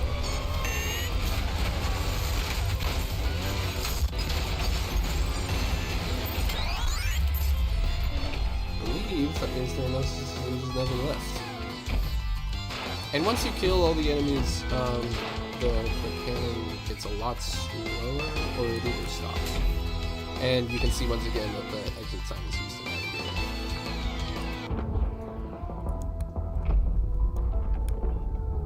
And we get water gameplay, which I am really bad at. One thing is the use of the railgun, the blue laser thing.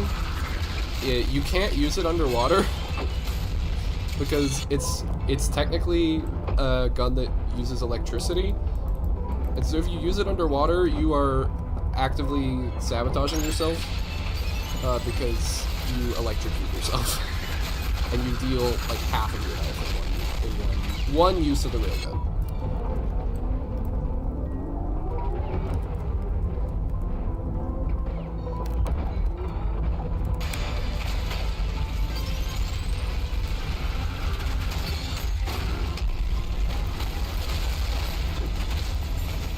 I'm very curious in how this is coded. My guess is that they just have both levels loaded at the same time, because the sniper's laser sticks onto you even though you're not in the room anymore. So my guess is it just like teleports you to another version of the level that's like close by to the initial version. And that's kind of how it works. But I literally have no proof. I just used the...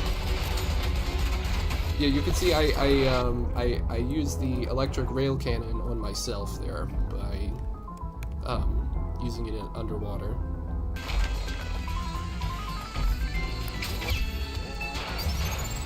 I don't really understand this room. I think it's meant to be scary, but it's a platforming section, but then you can only come through here if you don't use the That's weird. Ah. Oh, oh no, something weird happened there. Okay. You go through here, and this is your new floor. Ooh, this room is really interesting as well. So in this case, the swap is based on your location in the room. And so that makes some really interesting enemy interaction that you don't normally get to see. I actually really like this one. First, to activate, you have to shoot the couple. I forget how it started. So you can see, if you're having trouble, you can actually erase some enemies from your line of sight.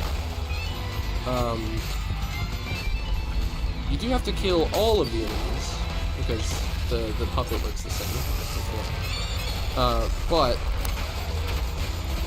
if there's something in particular that you're like stuck with, you can remove it from your spawn range, so you don't actually have to fight it. But it does also mean things like this, right? Like normally, I've been using the angel balls to help me heal, right? But in this case, I can't. Because if I wanted to get close to them, I would erase it.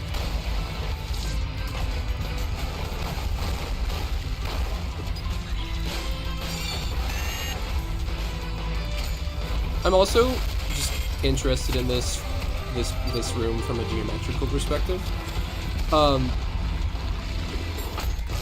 Because I was thinking about it, right? You could code this using 4D geometry. That could be the way that you conceptualize it.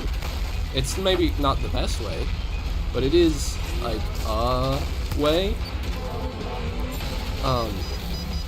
It honestly, it's probably the worst way. But you can one of the ways that you can visualize 4D space is to allow your viewer to look at slices of the 4D space. So, in the same way that, like, if you were to pass a sphere through a circle, through the 2D plane, right? you'll just see a circle that starts out smaller and it gets bigger and then gets smaller again. It's only looking at a slice of the 3D plane. You can do the same thing with the coarse dimension, and that allows you to do some kind of neat visualizations in first dimensions. So I was thinking about how we're only seeing one slice of a potentially 4D room, and that's why it looks like it's a rotating 3D space, because we're only looking at a slice of the 4D space. I was thinking that would be kind of a cool way to code this, but that probably, most definitely the worst way. You probably could just load in 2 rooms at once and then mess with things there.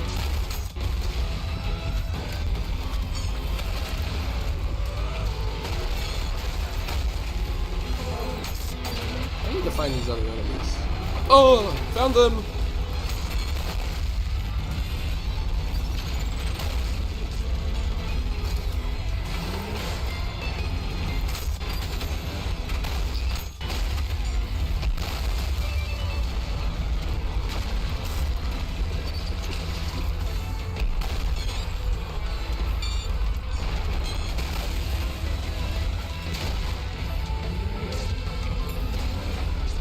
Oh, there's an angel somewhere.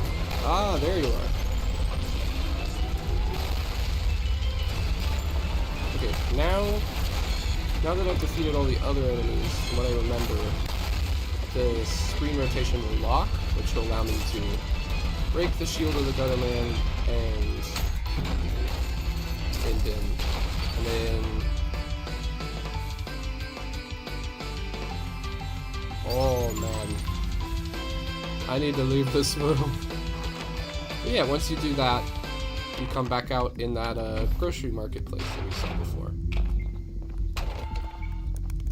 This level is crazy. Like it's both a coding, level design wonder. Anyways, the secret fight appears over here. I'm not gonna beat it, because it doesn't give you anything, but it basically you have to fight 2 of a boss that you fought in the last act. There's also a weird mechanic where, I believe every time thunder strikes, they swap places. So one of them is on the opposite side of the mirror, and then every time the thunder goes off, they swap, right? You can't attack the one in the mirror except with, like, AoE effects, right? But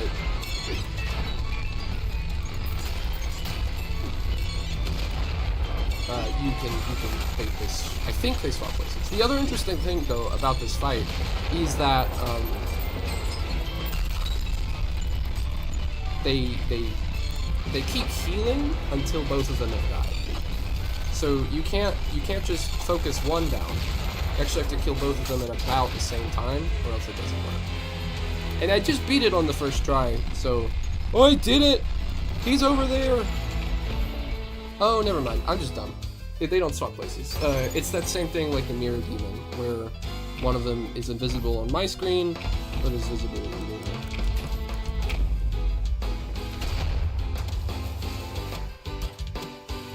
I think if you just do enough damage to this thing, it just goes up.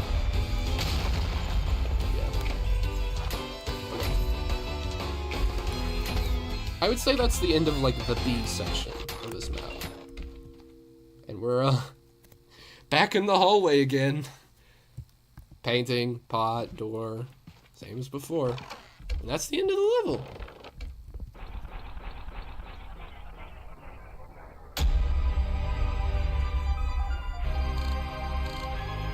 And we get a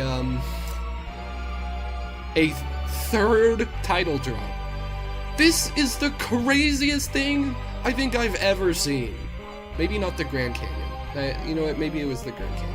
This is the craziest video game thing I've ever seen. What the fuck? Like, actually.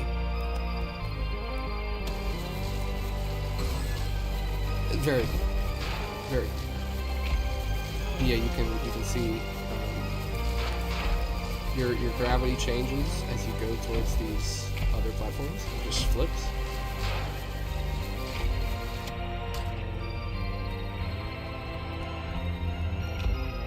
Where am I going? Oh, I just went backwards.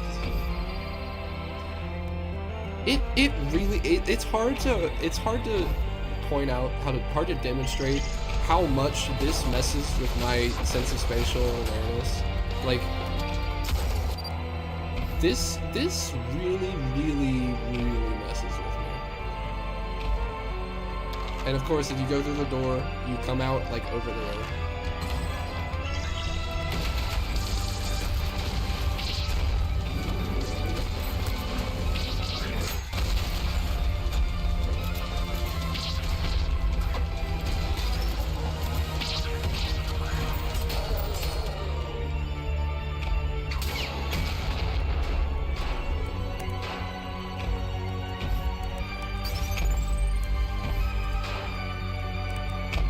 It's just hard to put into words, right? Like, I don't know. I never really thought we would get to things like this in like video games and stuff. Like,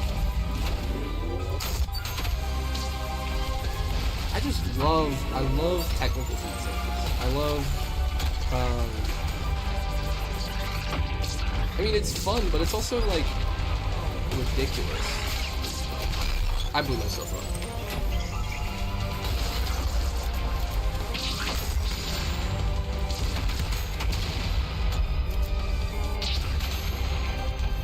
I just knocked that guy into space. And you actually see I got a style point for Lost in Space.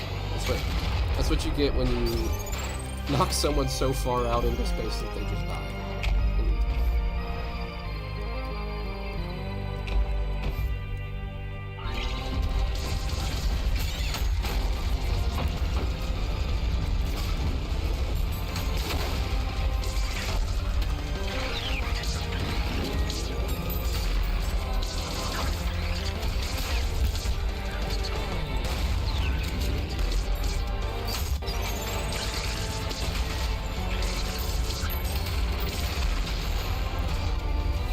All the enemies have their own gravity. Like, it's crazy. I haven't even pointed out the music, by the way, which you don't really have a way of knowing this, but with this being like a mashup level of sorts, there is a massive component of this that is like mixed. It mashes up like all of the themes from the different levels.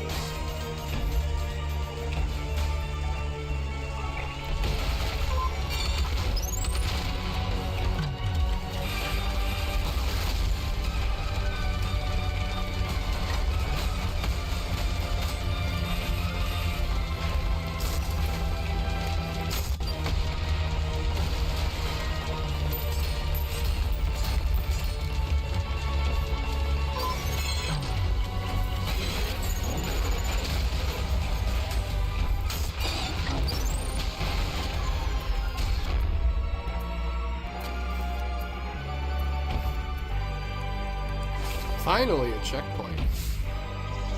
Wait, go! Just, I like that moment a lot, that's fun. And this bit's crazy. They summon in... Again, they're doing this thing where they make the boss of one level be just a normal enemy. They've spawned in... You can see it. Yeah, that blue guy right there. That is a whole ass boss. He's also invincible right now because he's protected by these statues. So you have to fly through space. And I noticed one thing too. They normally you get like a big push when you break these statues. But yeah, he's also protected and invincible.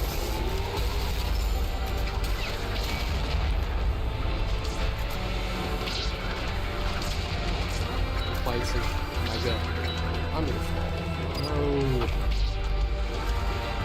They also, I noticed something kind of funny. They decreased the fall damage penalty. Normally, when you fall out of bounds, they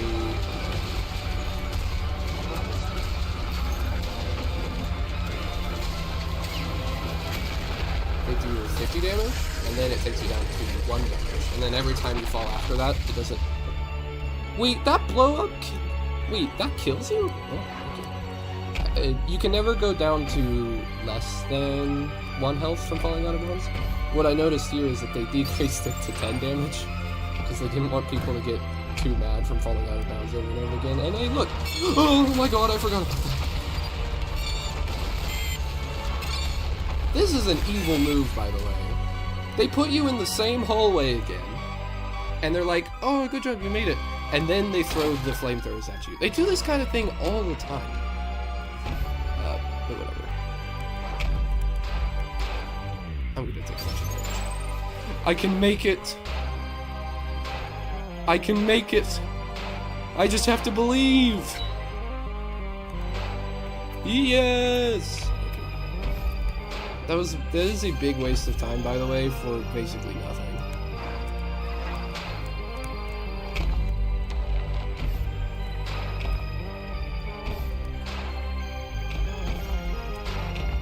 So this... Where am I going? I'm totally lost. I need to go here.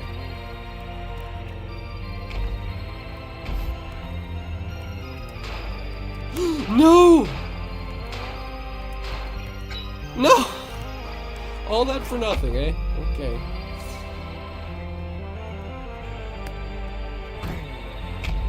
Crazy.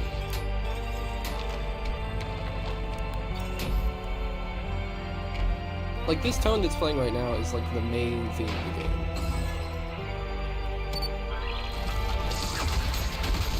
This one might look like the blood puppets, but it's something entirely different. You still have to deal with blood puppets, but they work very differently. Also, that power-up is good. You have to fill up this tree with blood to power it.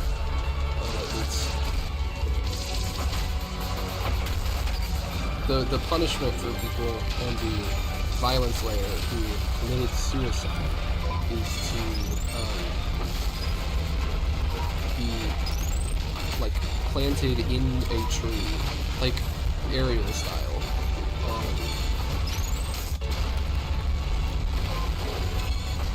So there is a theme of trees throughout the violence layer, and you have to fill up the trees with blood by killing enemies.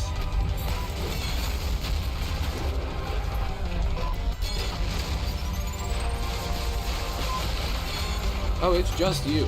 Okay.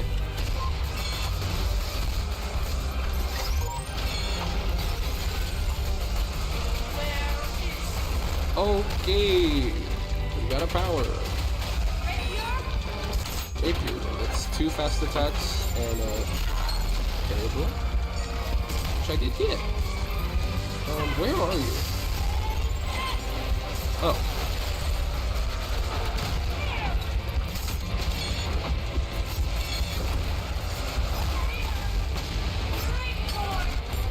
Oh my god. It's so laggy, bro. I can't see what's happening. Okay.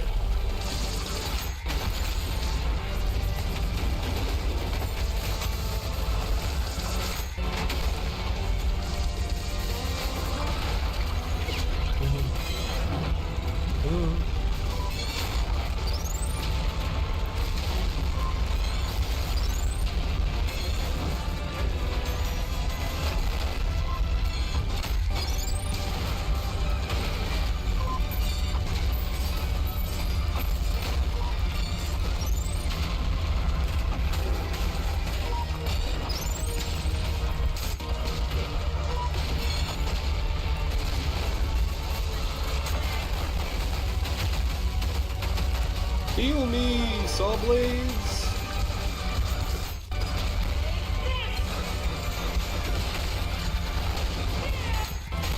I parried something, I don't know what it was.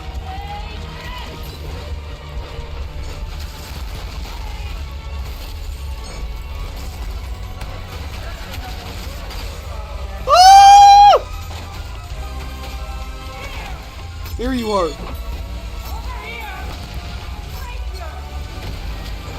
No! Dude, I can't. You can't see. You can't see. Like, having to fight the enemies upside down is one thing. Having to fight the enemies with 1 frame per second is a wholly other issue.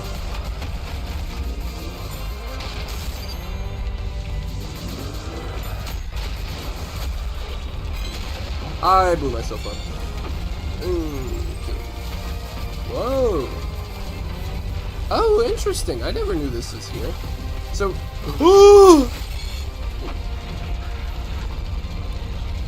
before you,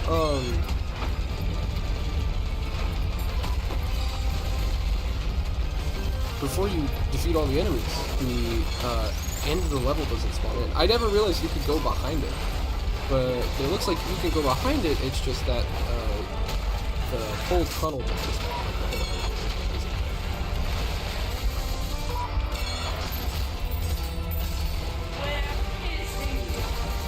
Put me upside down. Oh my god, bro.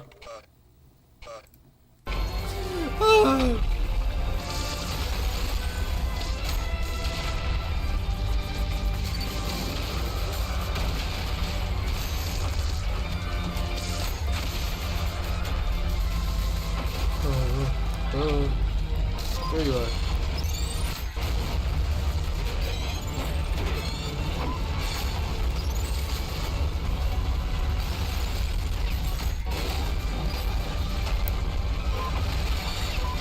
Let me up!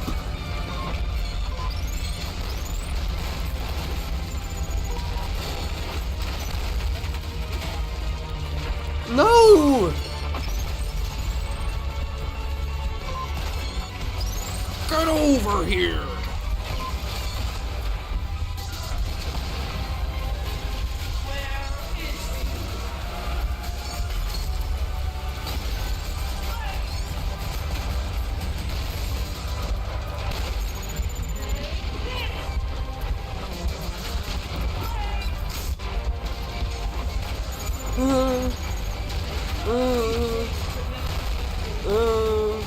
What?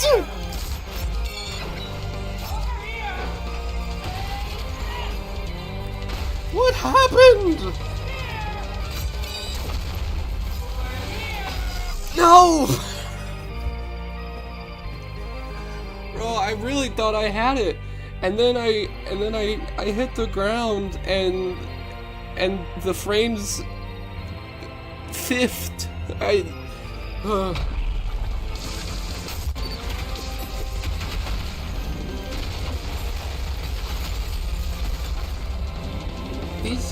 The blood enemies just really mess something up for me. I don't... Not me, the computer, my laptop. Like, I chose to play it on my laptop because there's some more stuff I want to do with the game, and I want to have access to that when I go back to college. But I didn't ever think that there's might be another reason, which is that the PC probably wouldn't be able to run this chapter of Ultrakill if my testing serves me the right way. I'm not sure it has the capability. I have no idea what is happening.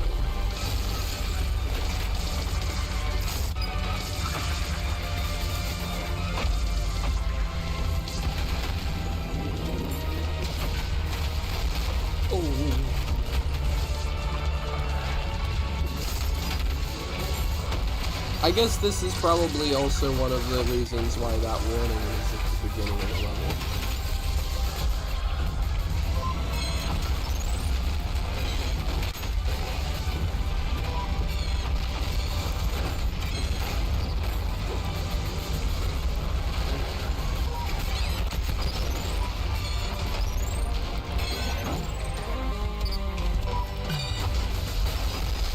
What? How did I die? Oh, I think the red guy shot a rocket and then I hit it with my laser and that blew it up.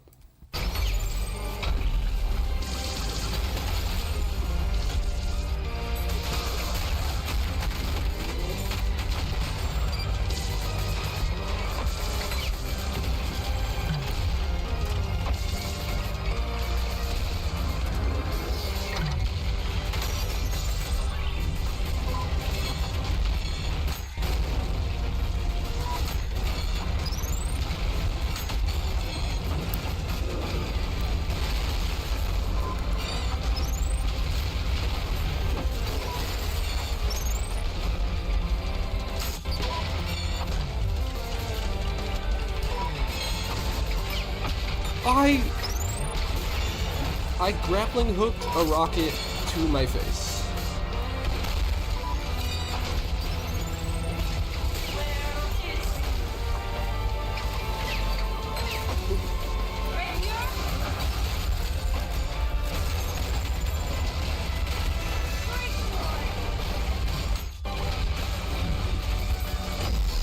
Bro, it's two swords machines and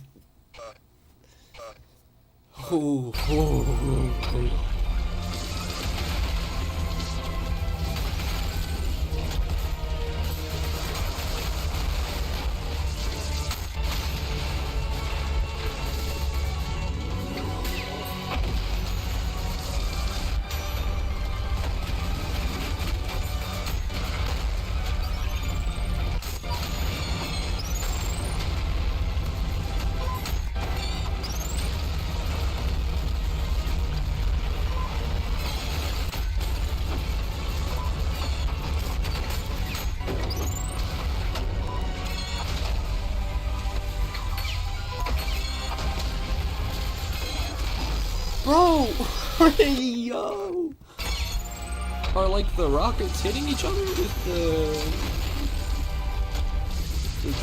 I don't know.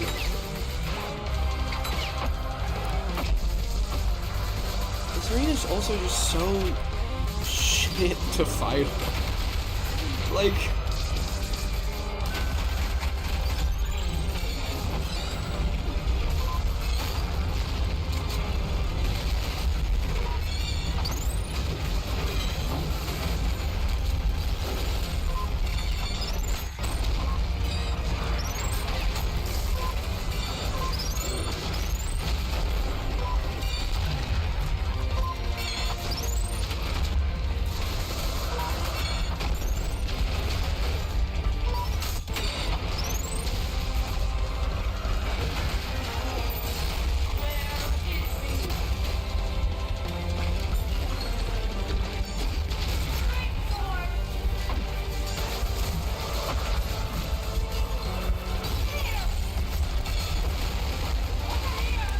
no, bro.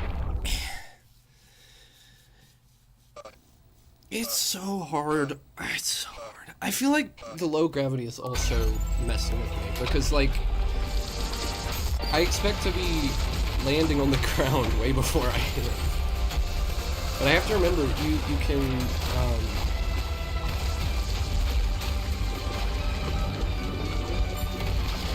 oh my god, I missed that. You can,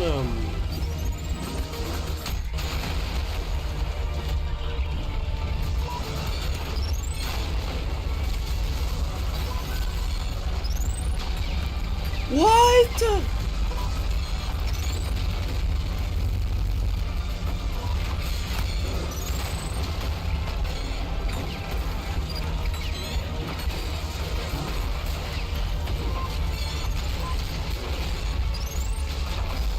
Bro, I can't even see. You can crouch slam, and it puts you back on the ground.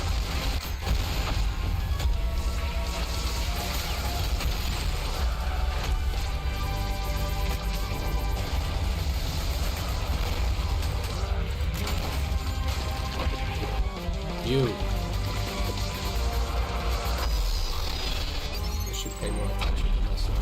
I forget that the blood puppets actually can do the damage.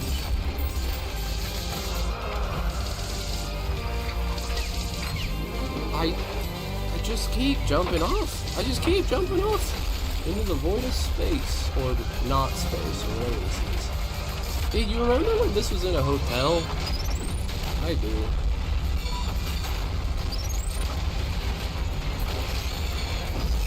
I blew myself.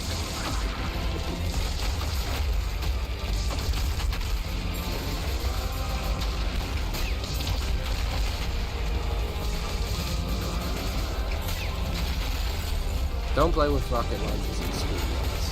Not good for things. What?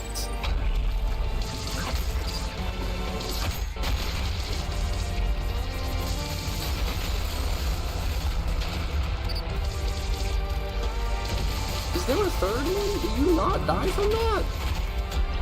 Guess you don't.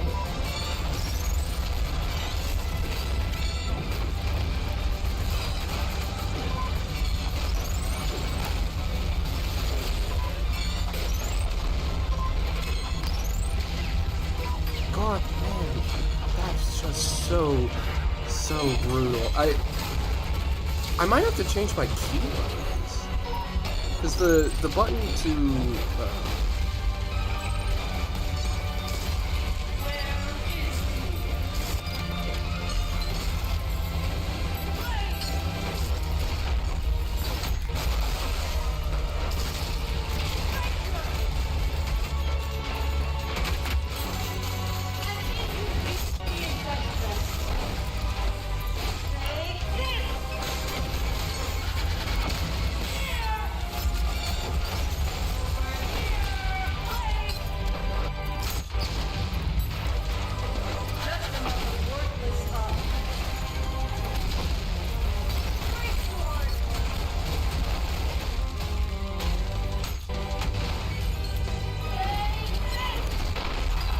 holy crap.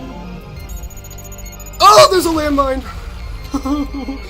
I can't see my health bar because the second railgun covers it up. I had no idea if I was gonna survive that or not. Okay. Oh boy. 66 minutes. I really hope you actually walked away halfway through this and haven't been listening to this whole thing. I really like this level. It is breaking the rules in every possible way that it can. And it's very cool in the way that it does it.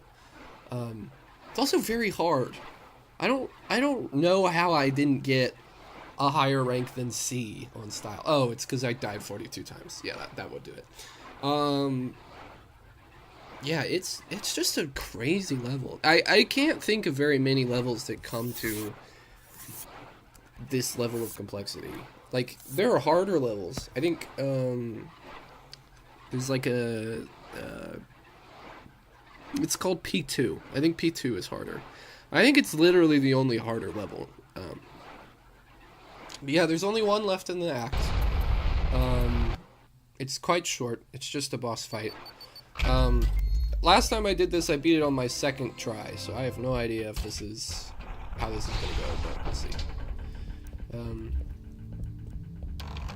Yeah. In this nice little peaceful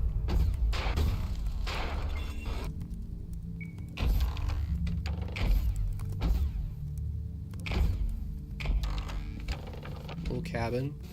That's probably also Morse code. I haven't figured that out. Mr. Blue Skull's in the head, in the toilet.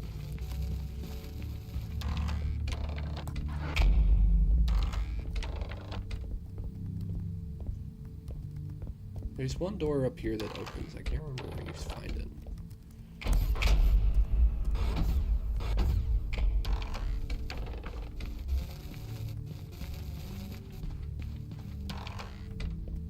Is it this one? It is this one. Yeah. No, that third level is cuckoo bananas crazy. I don't know how it works. I don't know if I'm ever gonna be able to P rank that, but it is really cool. I think that level right there solidifies. This chapter is probably my favorite out of the 8 that are out so far. I think I like this one the most. It's just too crazy cool.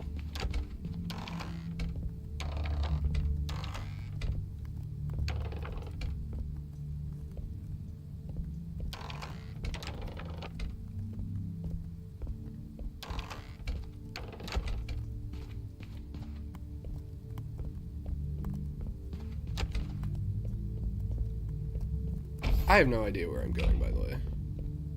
I know there's a blue pedestal somewhere around here, and it lets you into the room that has the red skull, but I don't remember where the blue pedestal is. Like, I just keep going back to the entrance of the level. I think it's that. No, it's not. It doesn't have a... You can tell because the doors that open have this handle texture on them that's 3D. And then if you go down to the doors that don't open, I think they have a 2D texture instead.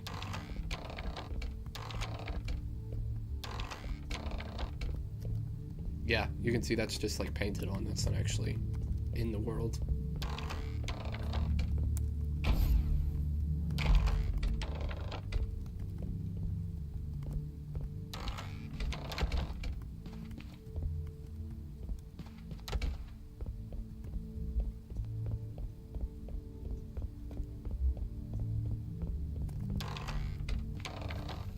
Can you go up?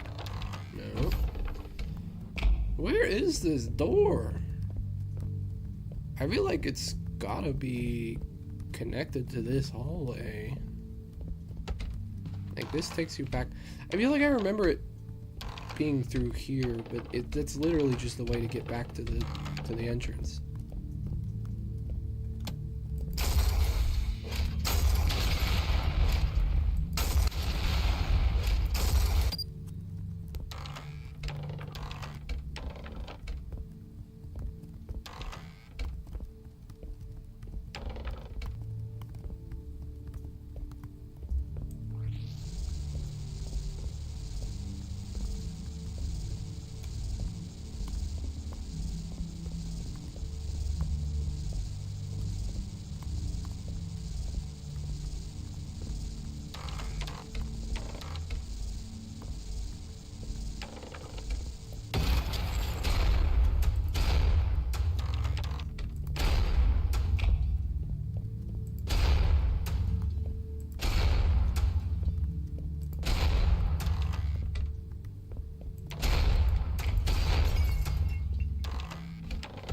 Bro, I don't know where I'm going. Open.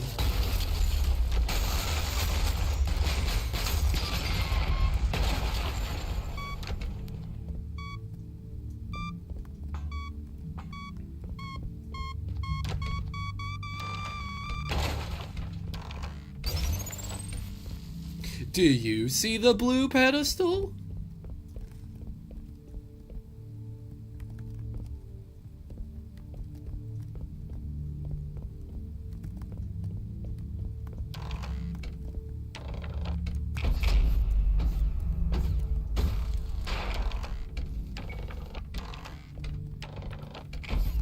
Help!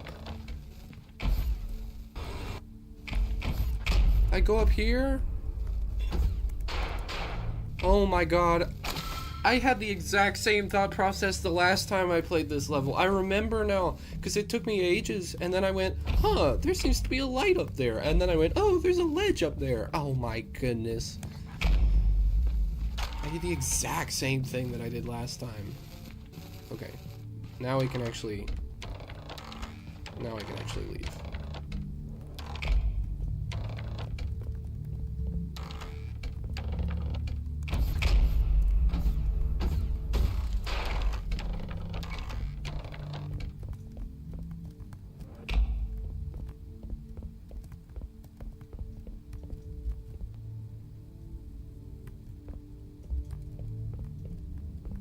Does anyone remember where the red pedestal was?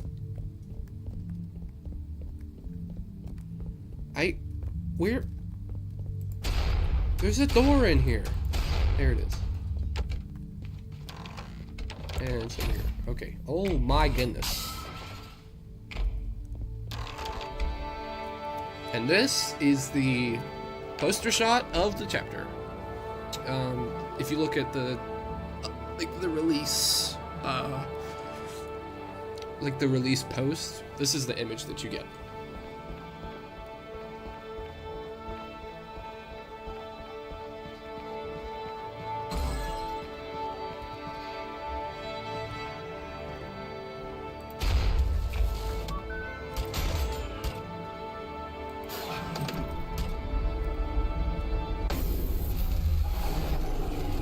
Uh-oh.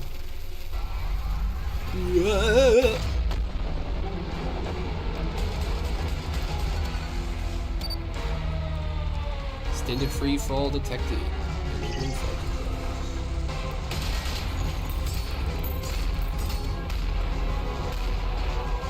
So now, this entire rest of this level is played out in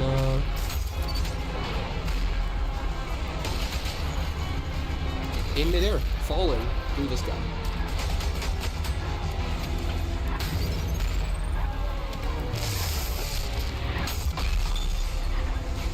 Now, we get to see why this is mechanical. Oh, where am I going?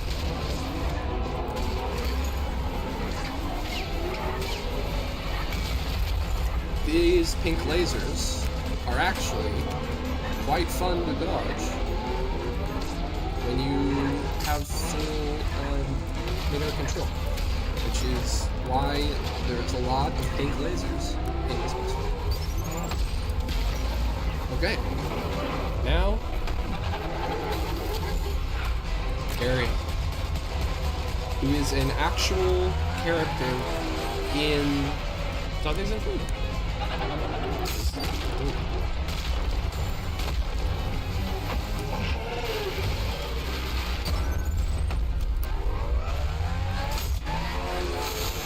Also, I really like his attacks. His attacks remind me a lot of like raid bosses from other games. Like this sort of area of effect kind of deal going on. You can also see the bar below his health bar. It warns you what attack he's going to do next.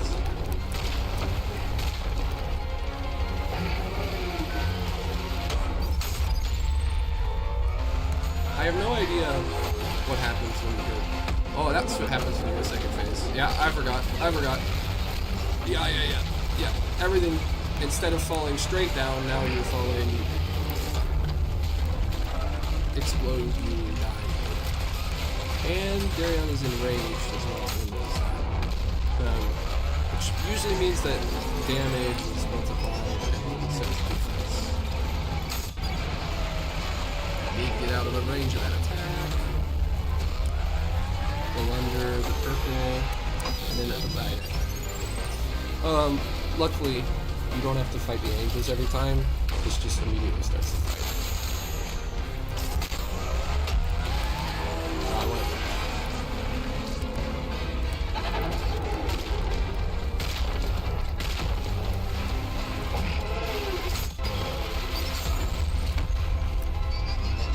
It's really fun. This fight, like, you can like kind of air strafe, which is like something that's in like Source Engine, not usually a feature of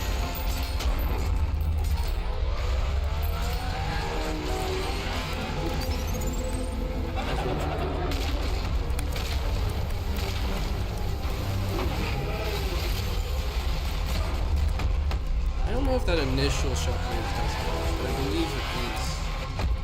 Oh, what the?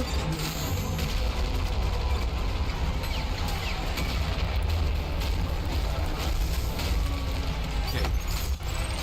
Rage. Stage 2.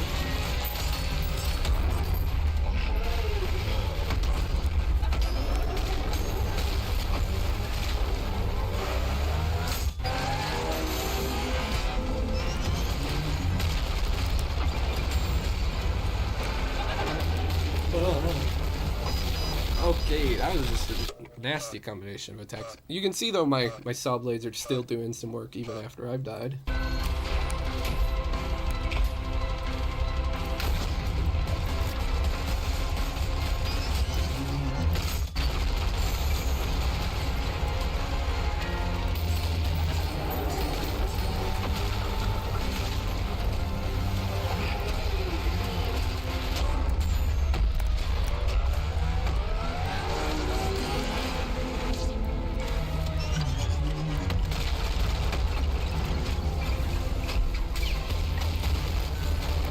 Hey, hey, hello.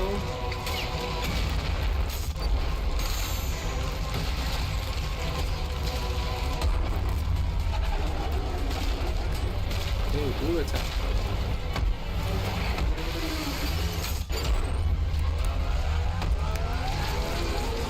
I actually really like the way that this fight moves. You are only able to, as a sort of living being in Dante's Inferno, navigate through the deeper layers if you know sort of the way to go. Right? And one of the restrictions on that is in the actual story. You can't. Carry on knows where to go to like get you from one layer to the next. I believe it's from layer 8 to layer 9, but it could be from layer 7 to layer 8. I genuinely which is why this is cool, because as this boss sort of gets more chaotic and sort of stressed out, because it is an animal. I don't think it is. At least in the book, it might have. The landscape is way more chaotic, right? Like it's sort of morphing the direction of things around. I think probably Gary might appear to be able to do. So I think this fight is interesting because it's like just like how in the Gary guides you into treachery. So too in the game. So.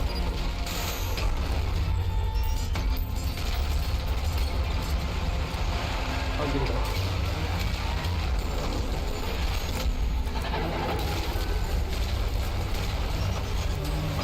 Oh my god, bro.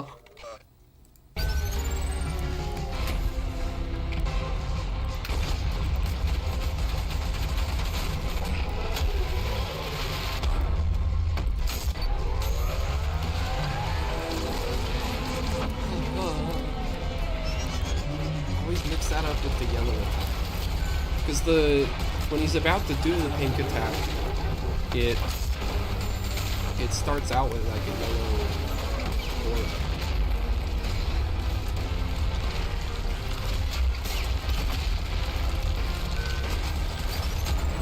By the way, I really like that when you punch a boss, it gives you the disrespect style.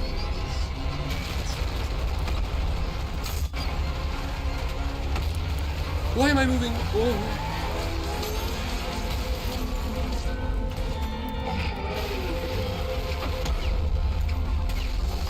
I knew I wasn't gonna make it. I think it spawns those orbs in for you because it's like really, really hard to heal if you don't have them.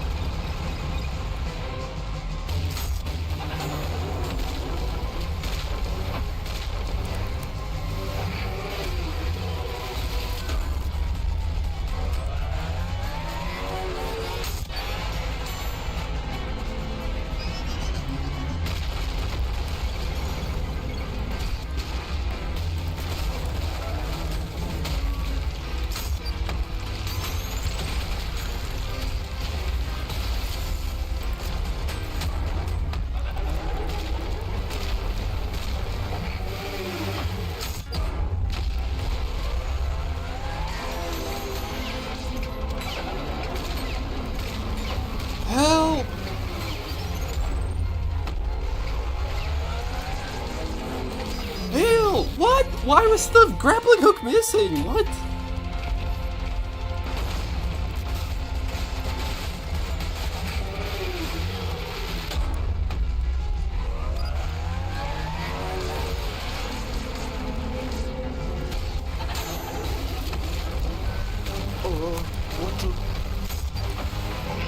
Sometimes I don't understand the way that you move in this one. I just don't. I don't get, like, what is happening.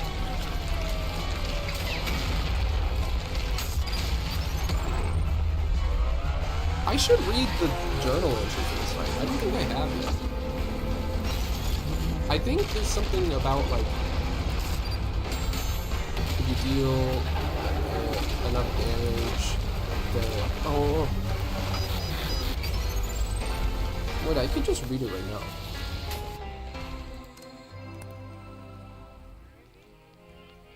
You.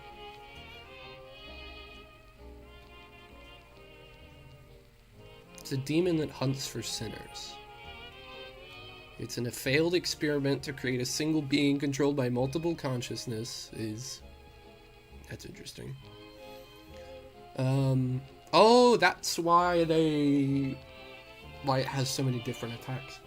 Because each one has different abilities.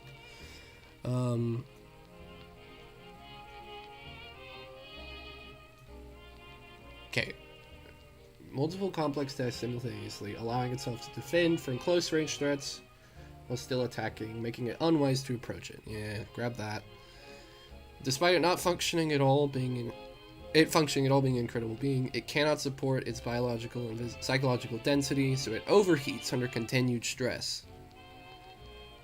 Okay. So I guess when that bar opens up, its head opens. Extracting blood seems impossible, but the providence is believed behind soul lords. Yeah, okay. Nothing new.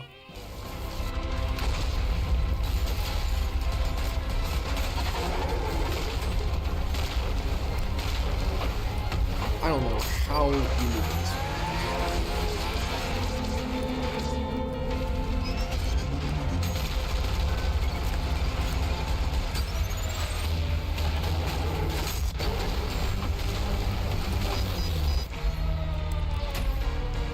Bro, I beat this in 2 attempts the last time I played.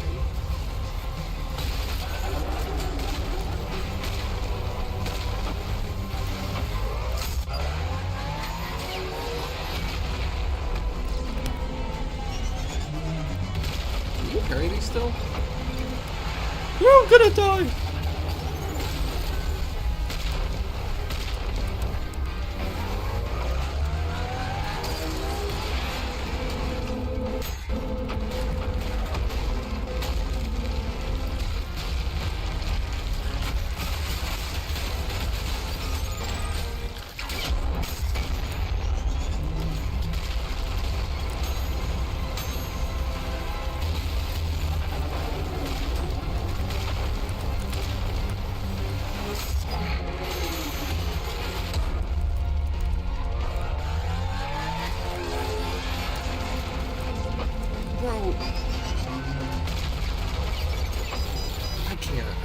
God.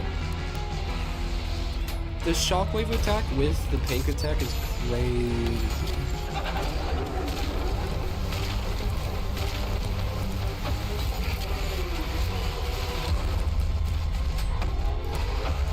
And guess what? It's happening again!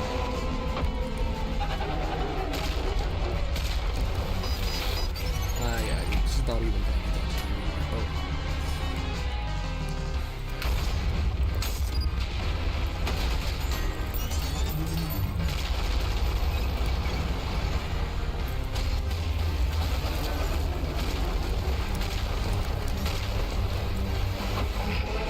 Like, you just get hit by that every time.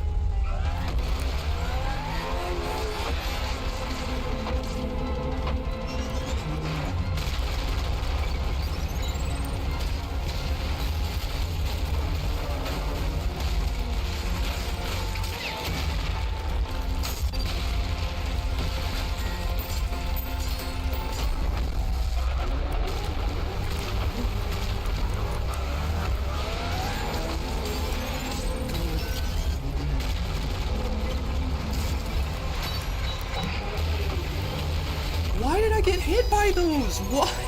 What is that range? I don't understand that. Oh.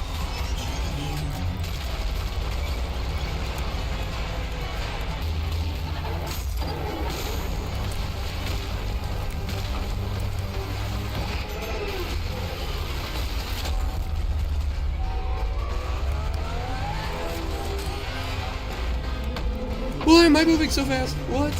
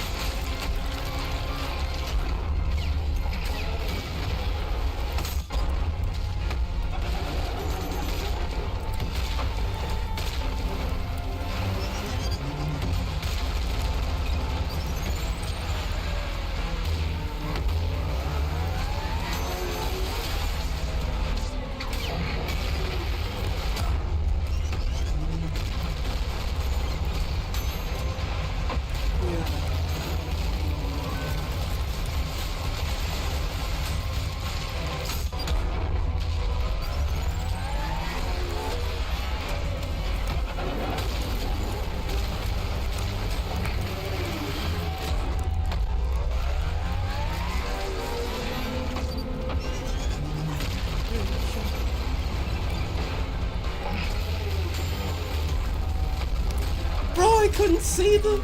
No way! Yes! Oh my god! Oh!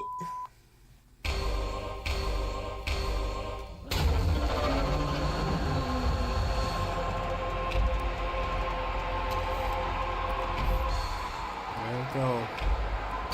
Thank you! Thank you! Thank you!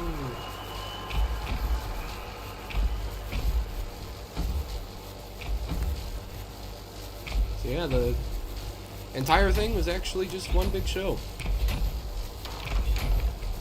Yeah. City Dead Sun. That's actually interesting. I didn't think about this title, but like, it was a city, and I wonder if all of these wars happened because the sun died or something.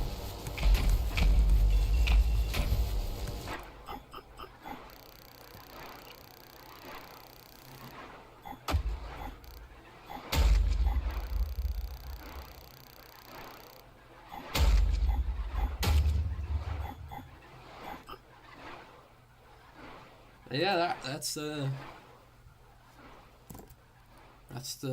layer 8. Pretty cool. I think it's probably my favorite. Prelude is literally just a tutorial. It's fine. 1 I really like. 2 is cool, but I think I like 1 more. And then after that, I think it just gets better consistently. Like, I really liked 3. I might like 3 more than 4 and 5, but 3 is just like a very cinematic layer. But I really like 4. I really like 5, and I really like 6. But I still, even then, I think Act 3 so far is the best Ultrakill has ever been. Layer 7's really cool. Layer 8 is insane and cool. Yeah. That's layer 8. I am not sure that it was the best idea to play the whole thing in one go, but it's faster than I did it last time, so yeah. Thanks for letting me do this. And if you walked away and didn't watch like half of it, I very much understand. I died so many times. Level 3, it took me 66 minutes, so I would have left at like halfway through level 1 when I got stuck in the cityscape. I don't know. Never read these texts. Like, someone had to make all of this. This is probably like the blueprints for V1, the person you play as character. Okay. Oh, wait, I didn't think about that. Oh, never mind. Yeah, no, yeah. So, one of the mysteries left in the game is what the final weapon is going to be. I did say the arsenal is complete, but that's because all the guns are complete. You can see the yellow arm isn't there. The blue arm is the normal punch, and that's what you can parry with. The red arm is the knuckle blaster. It's the shotgun blast that can be used for different things. And then the third arm is the whiplash, which is that's the grappling hook. But we don't know what the yellow arm would be. So it's interesting when you look on the menu, you've got one arm, which you don't use, or I guess it's the whiplash, and then you got like 3 arms, right? Unless this top one is the whiplash. The bottom one's definitely the knuckle blaster. That's like very identifiable as a shape. Oh my gosh, you can read it. It says that's the feedbacker arm. So this is the middle one is the one you parry with. The bottom one is the red arm, which is the blaster, the shotgun, and then this top one is either it's the whiplash, it's either the grapple hook, or this is what the yellow arm will look like when it comes out. So that's actually kind of curious. Okay, I'm going to stop streaming now. Thank you for watching.